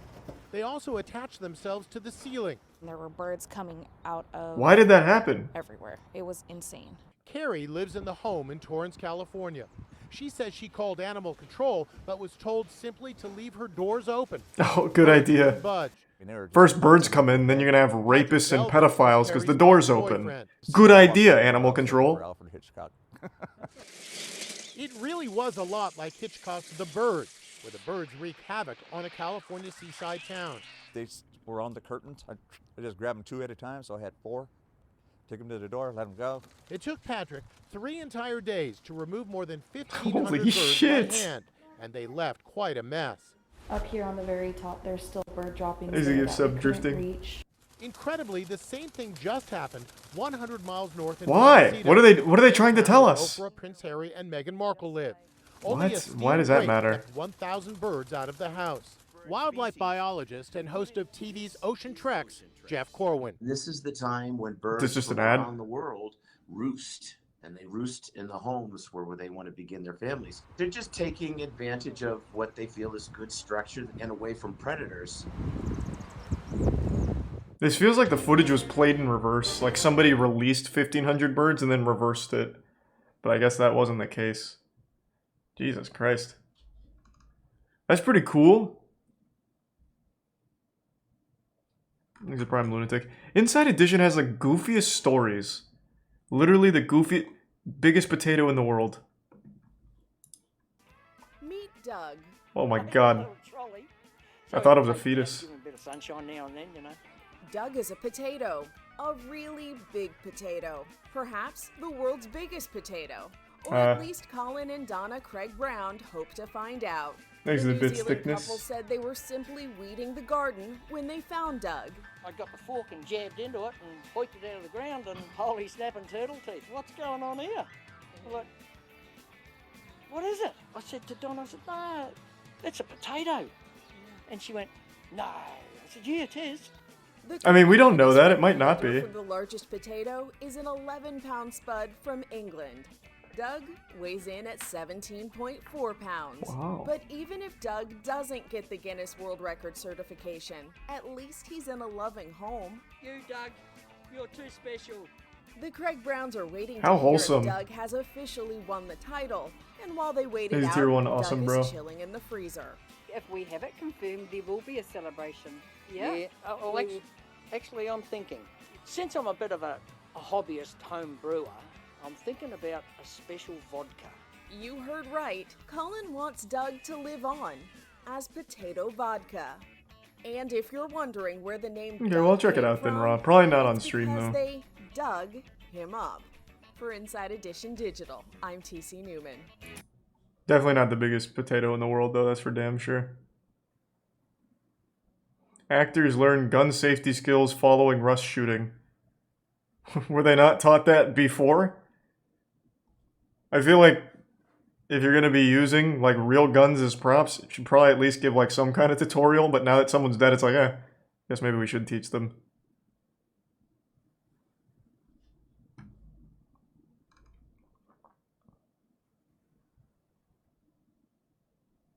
Hoarder's yard has 8-foot tall wall of junk.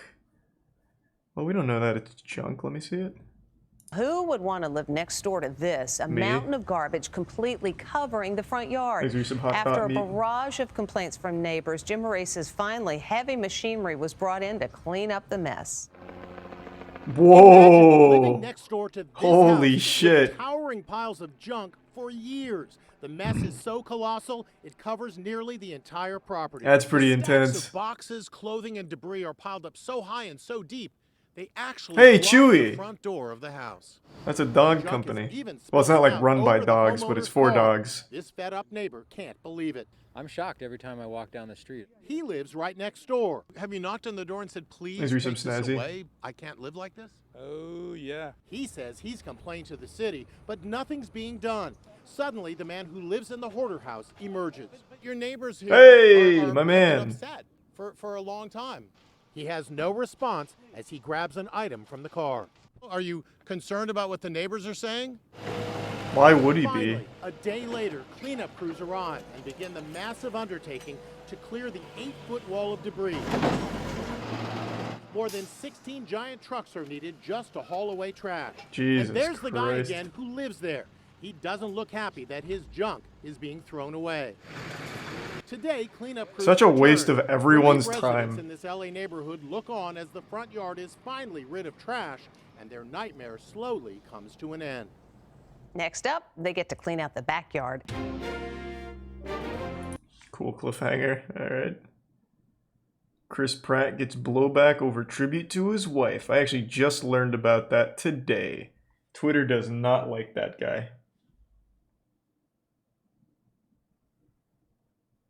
What else we got?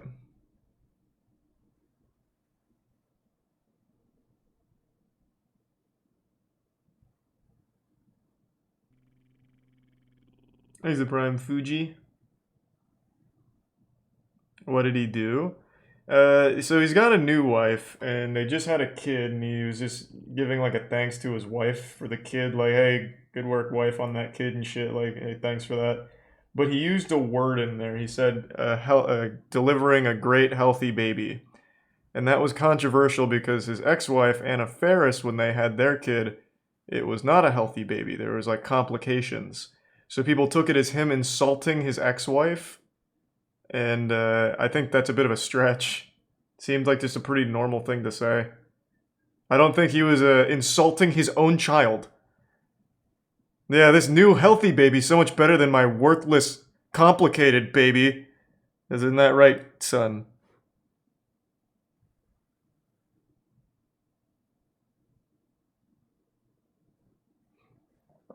Well, yeah, that's what that was about with his wife.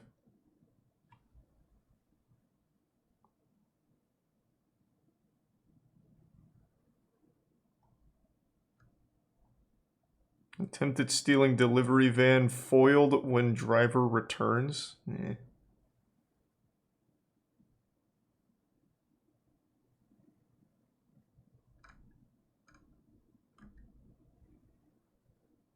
Creepy guys at gym are making women uncomfortable.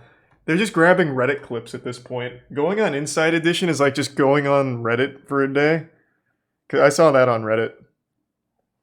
I think that's a valuable service. Just take the more interesting things from Reddit. Also saw this on Reddit. Henry something from the NFL. Drunk driving, crashed into a car, burnt a woman and her dog alive in it. Fucking horrifying story.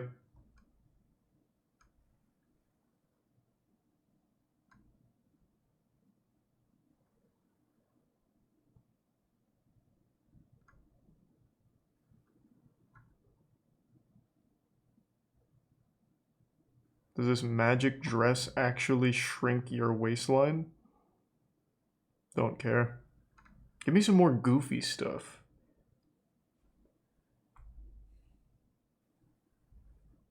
You're really on that, huh, Syrup? And thanks to the resub, Piano Man. I've seen the Kenneth Copeland Inside Edition interview.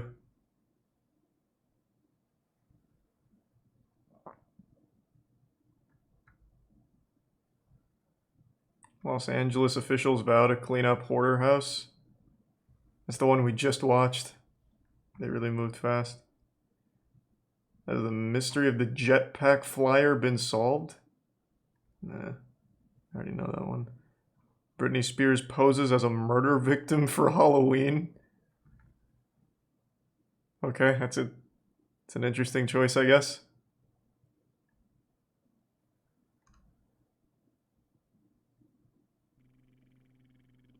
Man, they were fixated on this hoarder's house for like a week.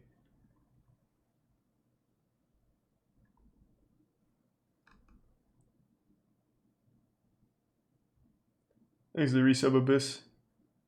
The Spy Who... I already know The Spy Who Won World War II. We've seen that. Well, I've seen that. I don't remember if I watched it on stream or not. The Popeye thing.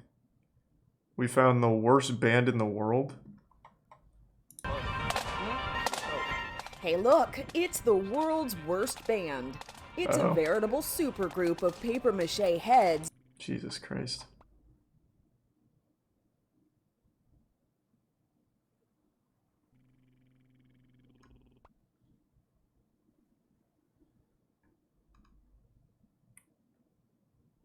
Man stops arson suspect from throwing second Molotov cocktail. I don't think I've ever actually seen a Molotov work. Let me see. A man tried to stop an alleged arsonist by knocking a Molotov cocktail out of the What do you mean suspect's alleged? hand after he allegedly set fire to a deli. What do you mean alleged? The I'm watching him do scene it. Took place in Brooklyn, New York. The FDNY released this video of the incident. One camera caught the suspect Man, he did not outside like the that deli. igniting the explosive device before My sandwich had throwing it tomatoes and I inside asked the for none of store. that. Video from inside shows how the bottle exploded Holy and shit. quickly engulfed the store in flames. Oh, there was a Someone is person seen there. running through the fire and tripping while attempting to get out Jesus of the store. Christ. More video from the outside shows the suspect lit another Molotov cocktail, but before he could throw it, a man knocked it out of his hand. What a and it bold exploded on play the from that sidewalk. guy. The suspect then ran away. The FDNY says no one was killed, but one person suffered non-life-threatening injuries. A 38-year-old man was arrested and charged with arson, assault, reckless endangerment, criminal possession of a weapon, and criminal mischief. Yeah, that sounds For about right. All that over a sandwich, huh?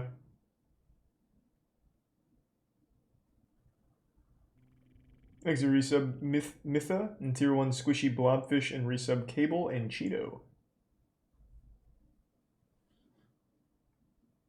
Not just any sandwich, true. That must have been a fucking wild sandwich. World's first postage stamp goes up for auction. Who cares? Not a Yu-Gi-Oh card, why would I want to collect it? Thanks to the resub Nesquik.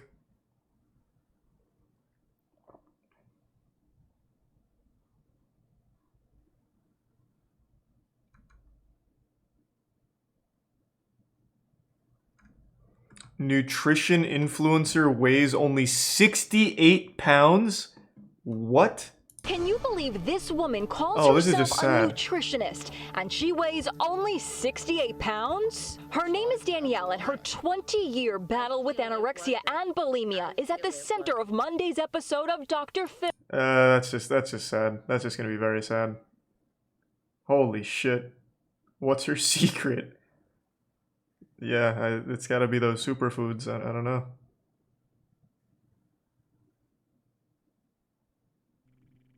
Thanks to Tier 1 Phil Irish and Tier 1 His Thickness and the Prime Detective.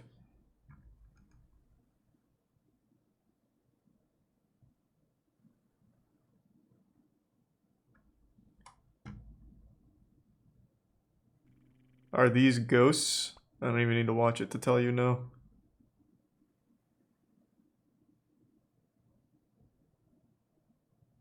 What is this title?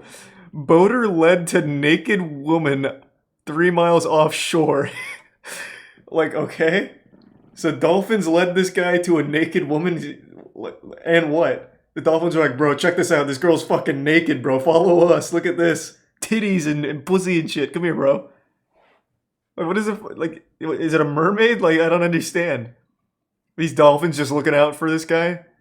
We know you haven't gotten laid in like a year. You've been fucking catching lobster and shit. You want to see a naked lady? I mean, I'm not going to watch it on Twitch. It seems dangerous. But those are some cool dolphins, I guess.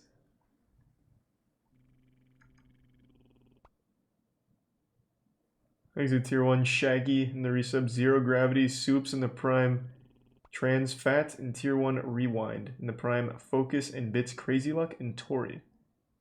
I'm glad you like the album, Luck.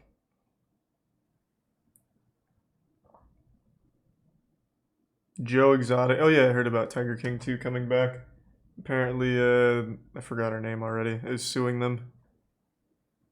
Timothy used to have a gaming YouTube channel. He was a gamer? Is a gamer? Like, reformed gamer or something? He's just like us.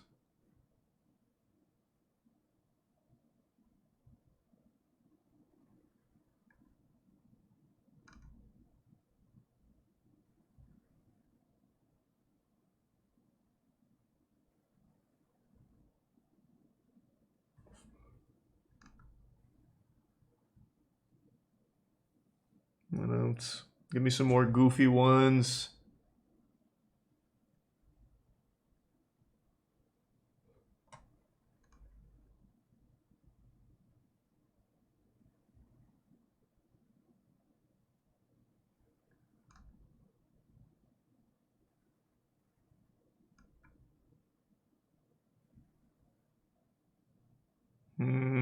Nothing too crazy here. Stuntman balances on skateboard stacked on top of a motorbike. Yeah. Not impressed.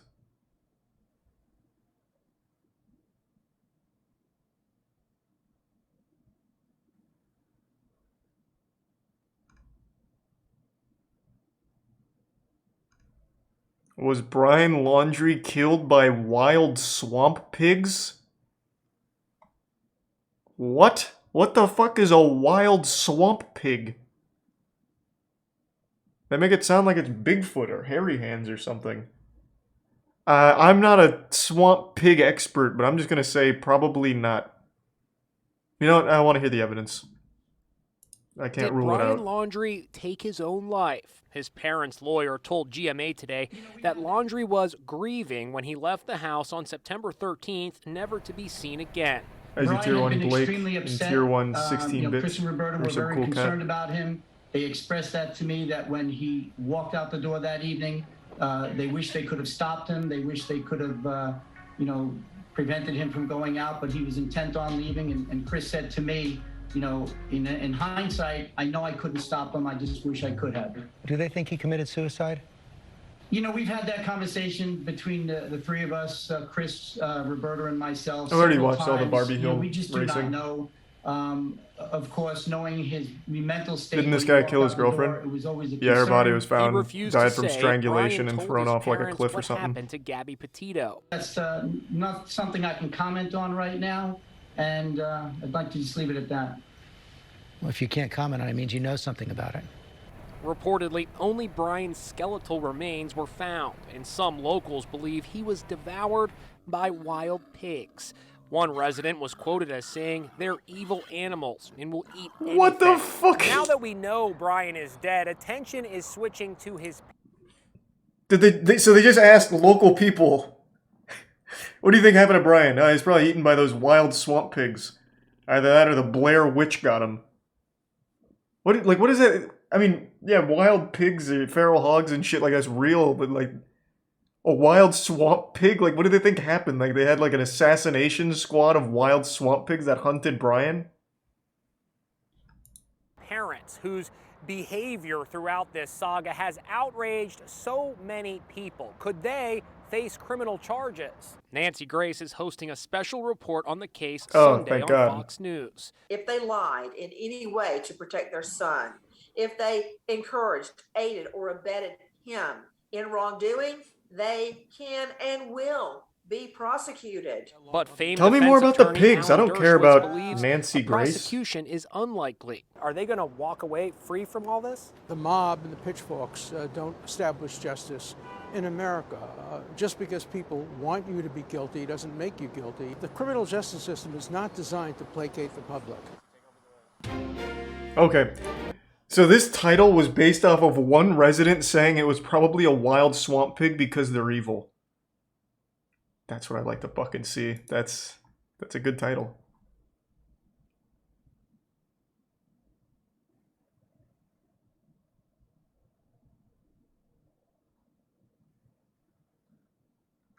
A 12-year-old stole an SUV and went on a chase. You've been playing a little too much GTA Online, god damn.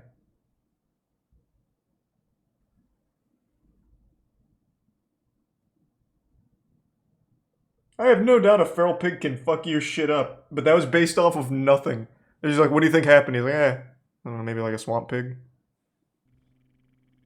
Thanks to tier on syrup and the resub Danny and execute.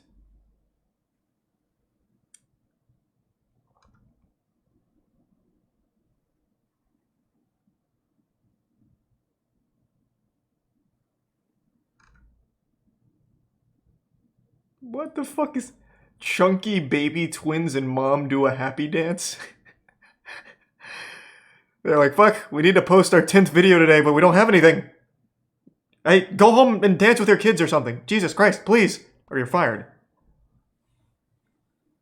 I mean, those, to be fair, those are some wumbo children.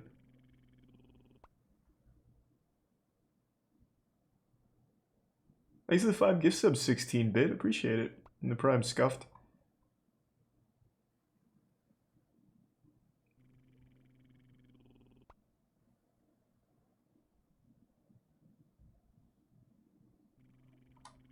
What? Did man suspected of wife's murder seek a black magic spell? What the fuck are you talking? Like, what? Was he trying to learn the Avada Kedavra or something from Harry Potter? Like, what the fuck is this?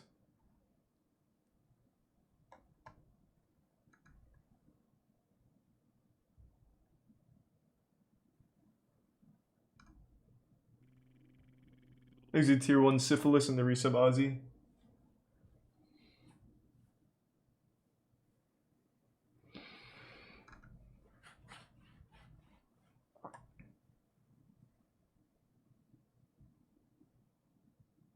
Diver finds 900-year-old knight's sword. That's pretty cool. I want to see that.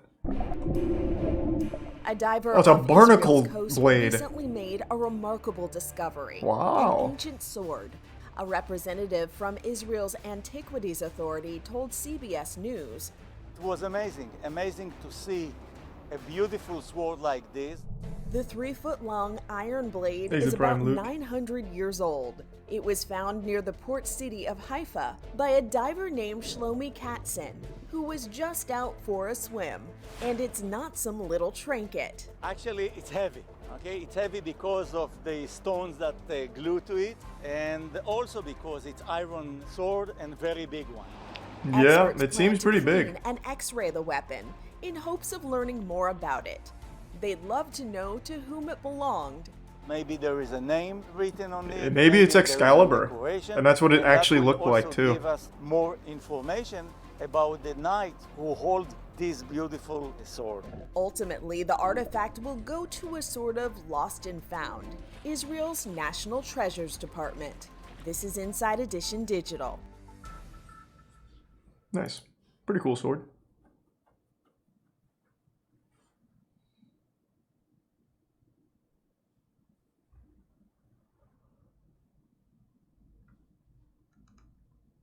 What else we got?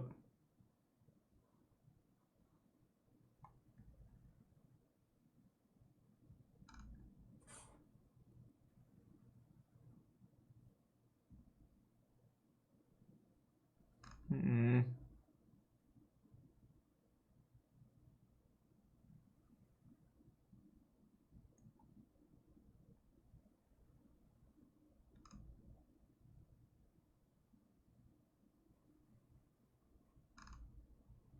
Give me the wacky ones again.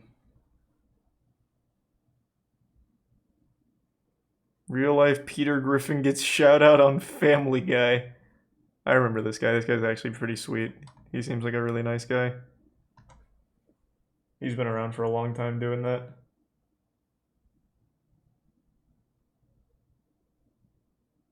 Was that you again, Syrup, on a different account? Thanks to the resub, Ethos.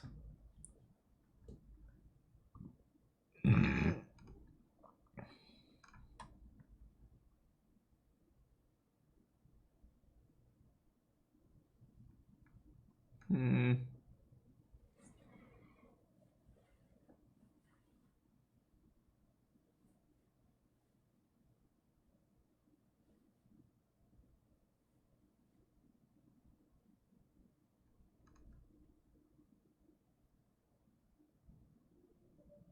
Elk freed from tire stuck around its neck for years. Okay, hold on a second. That sounds kind of interesting. What? It's an elk How did that with a happen? tire stuck around its neck I do for see that. 2 years. Why? The magnificent beast was recorded on trail cameras in Colorado. Tourists have also been on the lookout as word got around about the elk's misery. He doesn't seem bothered. Stuck with this 20-pound millstone for 2 years. The unusual sight was He's gonna be first strong noticed as in the fuck, summer of like Gon from 2019 Hunter x when Hunter. wildlife officials When he took wore this like the photo. weighted During the vest for breeding season, their months. necks swell up and they get much thicker. And our worry was that animal would fill up the entire center of that tire and potentially restrict blood flow or air or ability to grow because that tire was around its neck. They finally caught up with the animal. Oh, I didn't even and see the shot it with suggestion. a Sigma versus tranquilizer alpha dart to male. remove the tire, which was rimmed with metal. They had to unfortunately cut off the antlers. And here are those antlers and the tire today. I suspect that this elk will be doing just fine. He's going to grow a brand new set of antlers in the spring. At last, he's free of that tire. Is he happy about it? We didn't even ask if he wanted the tire off. Dude's dripped out. Bro, you know how much pussy this elk probably got from this? He's the only elk with some drip out there. Like, we should have at least asked him if he wanted it off.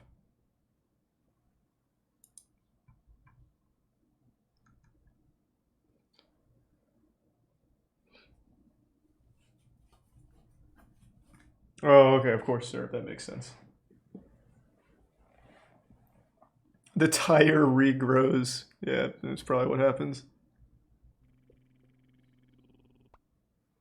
Absolute unit of a pumpkin weighs more than a ton. They really tried with some young hip lingo there. I respect it. Alright, that's enough Inside Edition for now. I keep forgetting Inside Edition actually has some like fucking bangers for goofy stories. We need to check in more often with Inside Edition. Thanks to the resub, Leica and Right. Okay, let me see Sigma versus Alpha.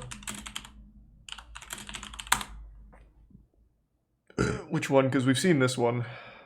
We've seen most of the Sigma and Alpha male shit. Which one did you want me to see?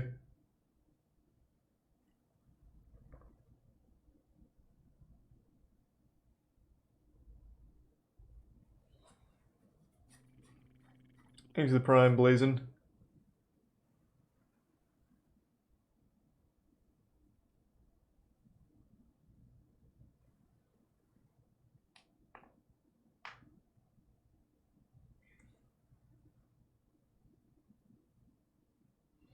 Did Kinto Bento just disappear? Apparently the creator behind Kinto Bento has just been having some health problems. So hopefully they're better soon.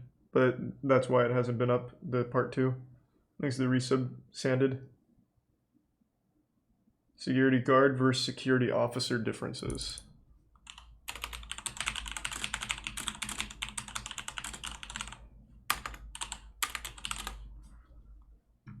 This one? Hi everyone, it's the Sandman, just checking Hey. in with you for a brief video. video. That's the fourth time I've tried to grab water that I don't have. In the large private community that I serve, and it's a really nice and sunny day. It's a little chilly, but it's still sunny, so I can't complain. So today I just wanted to discuss the differences between a security guard and a security officer. Now, the primary difference from my experience is that a security guard is a pussy, the human but an version officer of an alarm system, is a Chad. Oh, okay. Whereas a security officer is a highly trained professional in the security field. Okay. So typically, people get these two titles confused. You know, what's a security guard and what's a security officer? But in my experience, I found that a security officer has a higher level of training so that he or she is able to respond to different emergencies. For example, in the private community that I serve, we get a lot of medical calls. Is this my background as an emergency medical technician? So is this like real? EMT helps me because I'm able to respond. Pretty sure people just call them security guards across the board, just all encompassing. As a first responder, and assist people before the ambulance arrives and can transport them to the hospital. So it's really important to understand that a security guard doesn't have that level of training. A guard typically staffs a... All right. A pretty analytical look at the differences, I suppose. I think the term can stretch across multiple security fields. Smoking a Carolina Reaper, seen it, and then he rubs it in his eyes. Dude's hardcore. He's also like 80 years old. I don't know how he does it.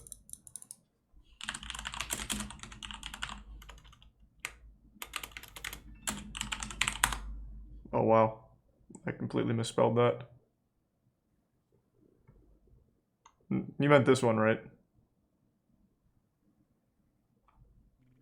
Thanks to Prime Kareem. And thanks for that, Michael. Appreciate it, man. I haven't seen this one. I'll at least watch this. So, this is my bowl. Oh my god. I'm just gonna rip a chunk off of this. No, do the whole thing. Don't be a coward. Stuff it in there. Ooh, it's nice and oily. Ooh. I'm just gonna see what happens. I'm not gonna say I'm gonna be able to give some long rip this whole thing. I don't know what's gonna happen. You only live once, and this is the first time I've ever been scared to do something on YouTube. Okay. I mean, you don't have to do it. Don't do it. No, don't do it. Oh my god, don't do it. I told you guys I was going out with a bang this year. What? Retirement's a bitch. Oh, was this the last video he posted?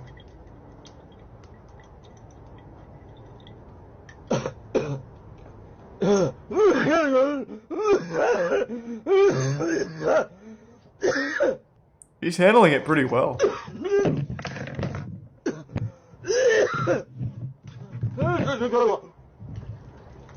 Not bad. If I did that, I would have absolutely died immediately.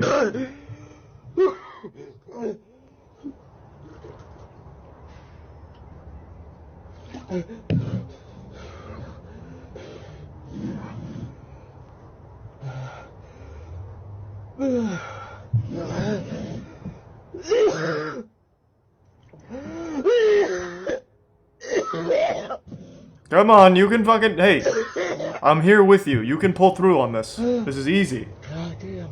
The pussy shit. The other guy rubbed it in his eyes, too.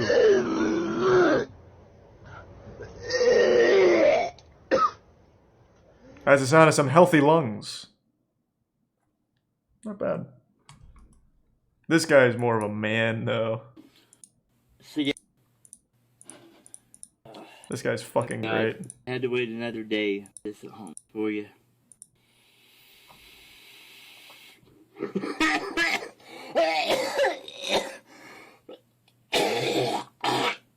Oh God, that.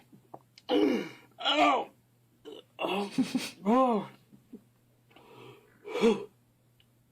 Oh my God, my lungs are on fire.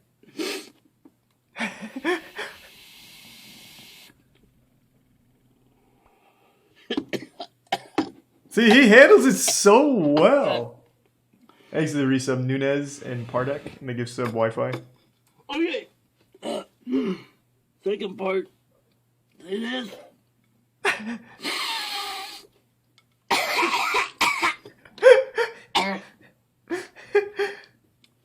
Oh, there's a little bit left on the plate.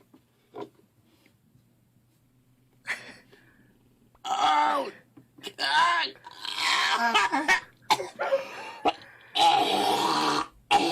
This is the absolute manliest specimen on YouTube.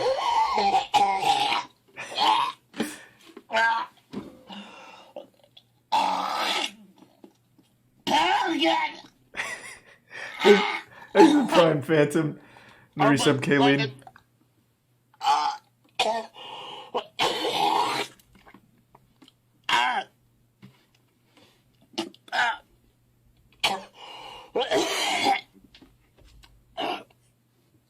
Oh my God, my nose is on fire. I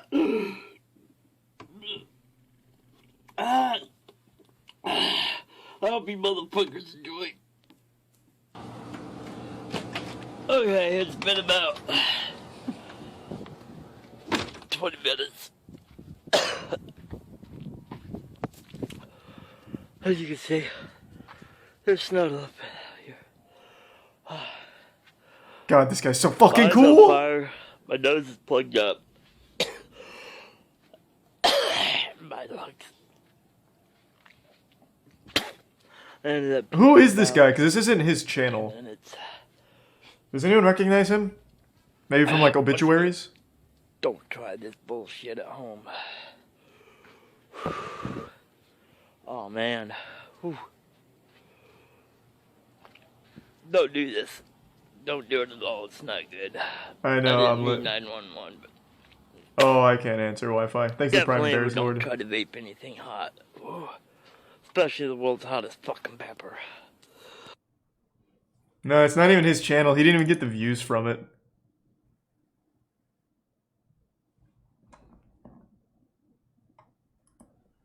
Thanks to resub Warby and the Prime Sunny Bean.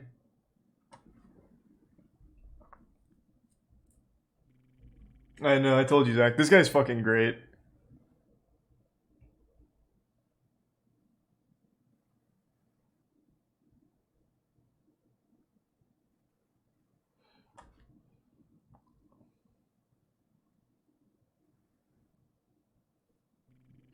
Thanks to the resub Dundo.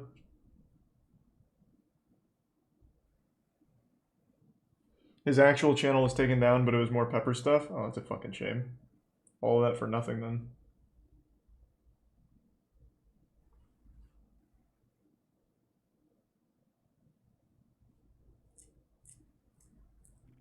Thanks to Prime Juice Tin.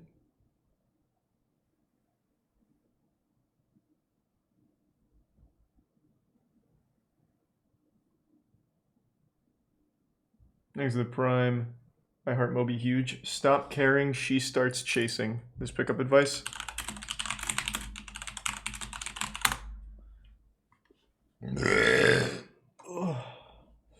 Is this fun pickup advice or silly or boring? Because I want silly advice. The alpha male blueprint. Fuck yeah. Fellas, fall your ass back. Fall your ass back. Listen, y'all can't be trying to force y'all agenda on these girls. True. You cannot force what you want on these your feelings on this girl. That's not how you get them. That is not how you, and I know why y'all think that, because as a man, you think, yo, that's what I want. I'm going to go out and get it. I'm just going to assume this is just going to be good advice. I don't know why I'd ever assume that when it comes to YouTube dating advice, but just to mix it up a little bit. I don't feel like watching 10 minutes of it. That wasn't bad advice or anything. So it was a good start. Thanks to the resub Shift Key and the Bits Lazarus.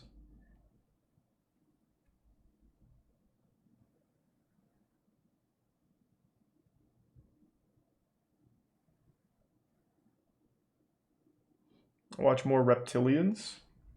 Well, like, recommend one, man. Reptilian stuff's hard to find now since YouTube cracked down on conspiracies. Look up High Guardian Spice. I heard that that one's kind of a stinker. People aren't very happy about that show. I don't know too much about it, though.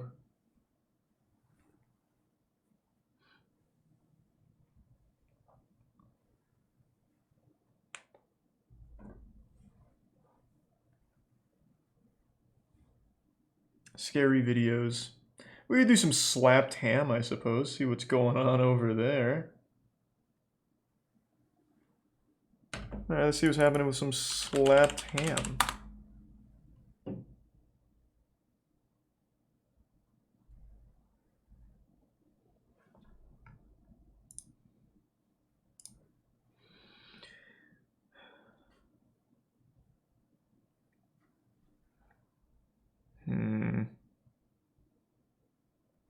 These creepy vids will leave you baffled.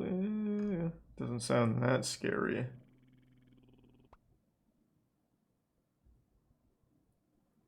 These scary clips are too spicy for me? Are you out of your mind?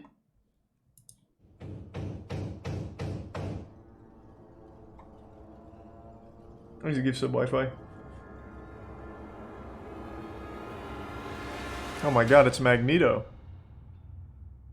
How you doing? I'm Callan and this is Slapped Ham. Today we're looking at some freaky clips that can't quite be explained. So, as always, hit that subscribe button and get ready for more creepy content. Just like this. I'm ready.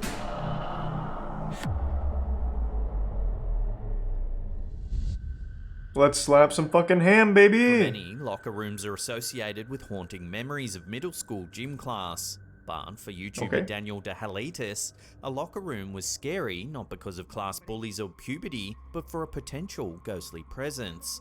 The YouTuber shared what they witnessed for other viewers to take in. Holy shit, this is spicy! Ah! It's the ghost of a bullied child still trying to get into his locker. As you can see, the lock on the left-hand side of frame seems to be shaking all on its own. How is this possible? The camera person moves the camera around to show that all the other lockers seem to be perfectly normal.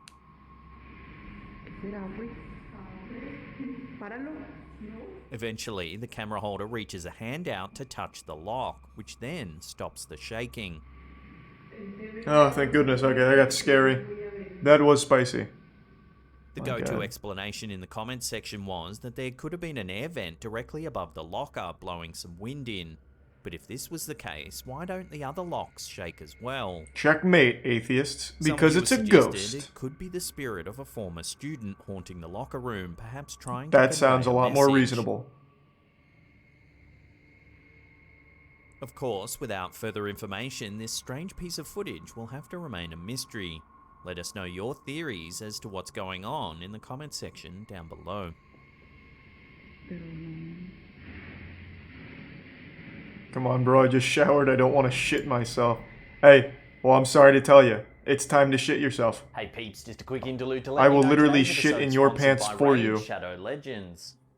Now it's awesome sponsors like these that allow us to keep making the content that and what there is. Always a good idea, but many are too curious to let it go. TikToker Dino Nuggets 741 shared a clip of an investigation into a banging sound that turned into something downright terrifying. In the clip, we see footage of a man walking in his home at night with a flashlight. There's a strange, loud banging sound in the background. Dino Nuggets, don't go in there! Oh, God. The man opens the door to his basement. He peers in for a moment before deciding to go downstairs. See if he can spot anything creepy. Nope. Oh, shit! Fuck. Sasquatch just followed him down. That again and slow it down. We can see a dark figure follow behind the man.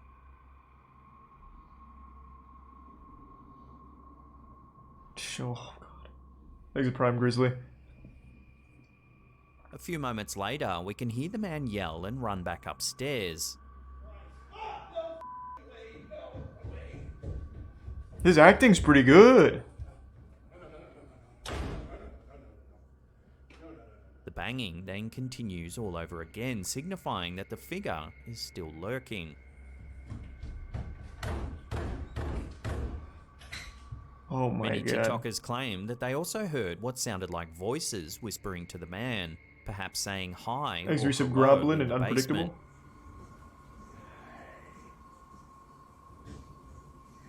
I can check that out, Cobain. Thanks, Prime Chino. The homeowner never gave an answer as to what he saw in the basement, so you may have to draw your own conclusions about that mysterious I already know what it was. figure. It was a Dementor.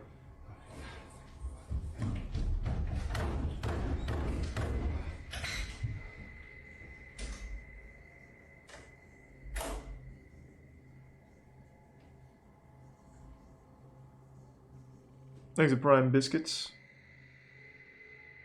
We've all seen videos of supposed UFOs flying across the night sky, but what about a UFO showing up in the middle of a thunderstorm? Oh, Instagram God. user UFO Lovers may have shared just that. The brief clip shows us the perspective of a car driving down a road as a thunderstorm roars ahead. Watch what happens. Oh, there's Magneto. This is that one. As the lightning strikes, an unknown black object seems to be hovering among the clouds. Yeah, it's like some kind of like Dorito or something. I'm not quite sure. Interesting, yeah. Well, it's probably just a UFO, I Some guess. comments cheekily suggested that it was Raiden from Mortal Kombat. Doesn't look or anything even the like Thunder Raiden. God himself, Thor. Others thought it was an alien craft of some kind, perhaps drawing power from the lightning itself. See, finally, someone reasonable. Quite a few comments thought the Scientist. lighting looked a little off, suggesting that the whole thing is just some CGI trickery. So you might have to give the video another look and judge for yourself. No, I've already judged. I know what it is. Thanks to the resub Salazar. TikToker Ali Dupin1 stumbled across something on the beach that's been sending shivers down many people's spines. Whether the TikToker has discovered a new species of sea creature or come across some Thanks to type Prime of prank Monkey. is up to you. In the TikTok clip, we can immediately see Oh, the object in question on the sand.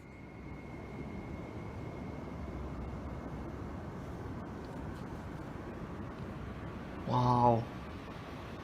It's like a We can dick-sucking see what looks mermaid to or be a something? skeleton Oh my with god. an open, gaping mouth, its head resembling that of a monkey's. The camera pans down to show the rest of the narrow, skeletal figure.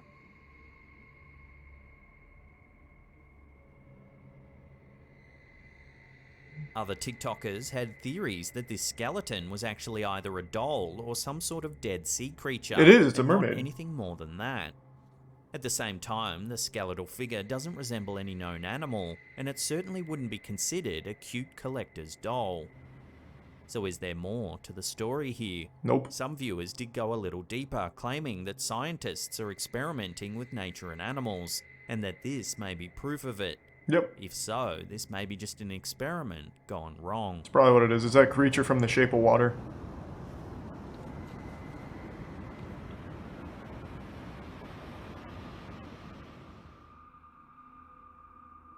Light anomalies caught on camera definitely make for interesting paranormal discussions. These discussions become even livelier when a baby's involved. What? Reddit user Lewis Halkett has uploaded a clip to our subreddit that sparked an unsettling debate. The video shows us the baby monitor in question. We can see black and white footage of a baby's room with a crib in the middle. On the right side of frame, the light anomaly appears. It's like a little, like sock puppet kind of thing here. Is it a ghost puppet It show? looks like a bright ball of light seeming to make its way to the crib slowly. It hovers above the crib as if examining what's inside. Already seen that drifting. It does this for a little while longer before slowly disappearing back to where it came from.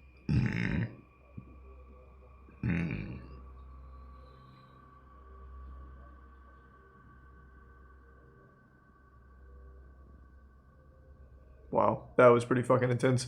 Most That was a viewers little were too completely spicy for freaked me. out I by won't this lie. clip, especially the fact that the ball of light seemed to hover over the crib as if inspecting it. So was this actually a spirit who Yes. was watching over the baby? No, it And was if hunting. So, why? Because it was hungry. Some people believe that the spirits of our ancestors visit our babies when they sleep to protect them. Perhaps it's best to go with this thought over anything more sinister.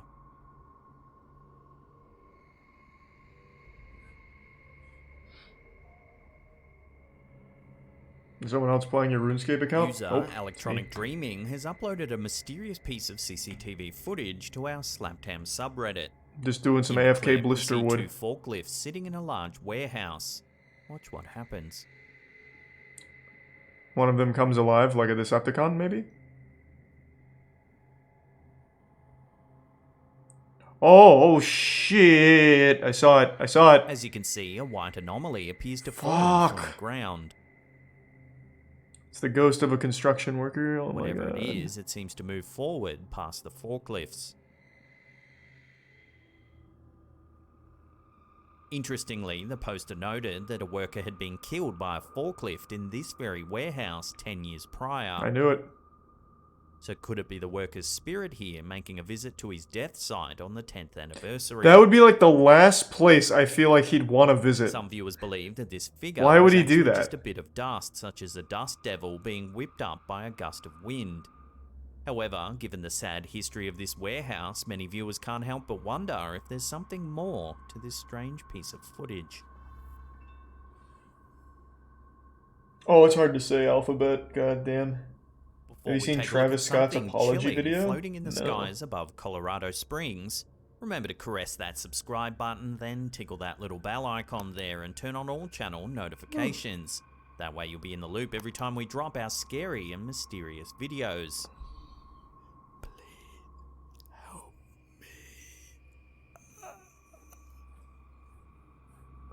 You just, yeah, I know. TikTok user Twixy Time has shared a I clip know. that shows something very strange floating I in the have to sky subscribe. in Colorado Springs in the United States.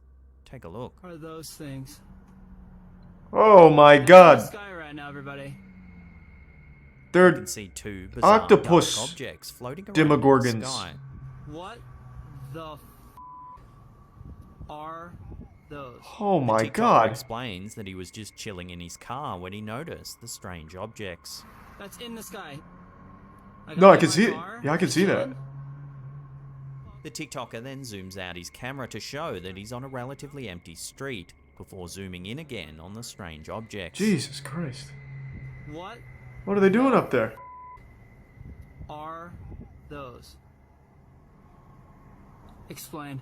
I already did. A bunch of They're comments said that they were dementors, like straight the out of Arrival Harry Potter aliens. movies.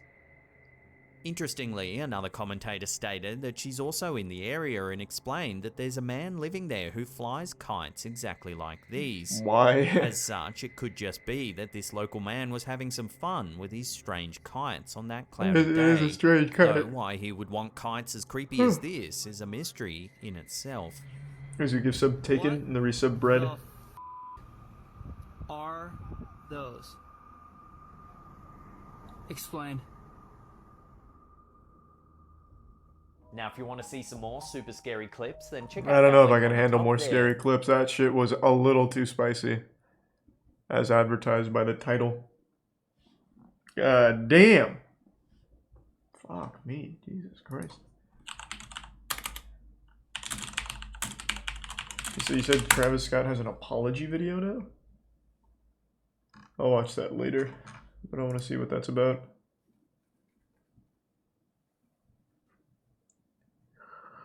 I'll be honest, I'm getting pretty tired. I might call it an early night. Alright. Thanks everyone for tuning in. To everyone who donated, a big thank you. New subs, welcome aboard. Sub means a lot to me, so thank you for subbing. Hope you enjoy the emotes and hope you all have a wonderful rest of your evening. I will toss you to... I'll toss you to Rex. Alright, thanks again everyone and have a great night. And thanks to Resub Stark. Yep. Thanks to the Resub Crest.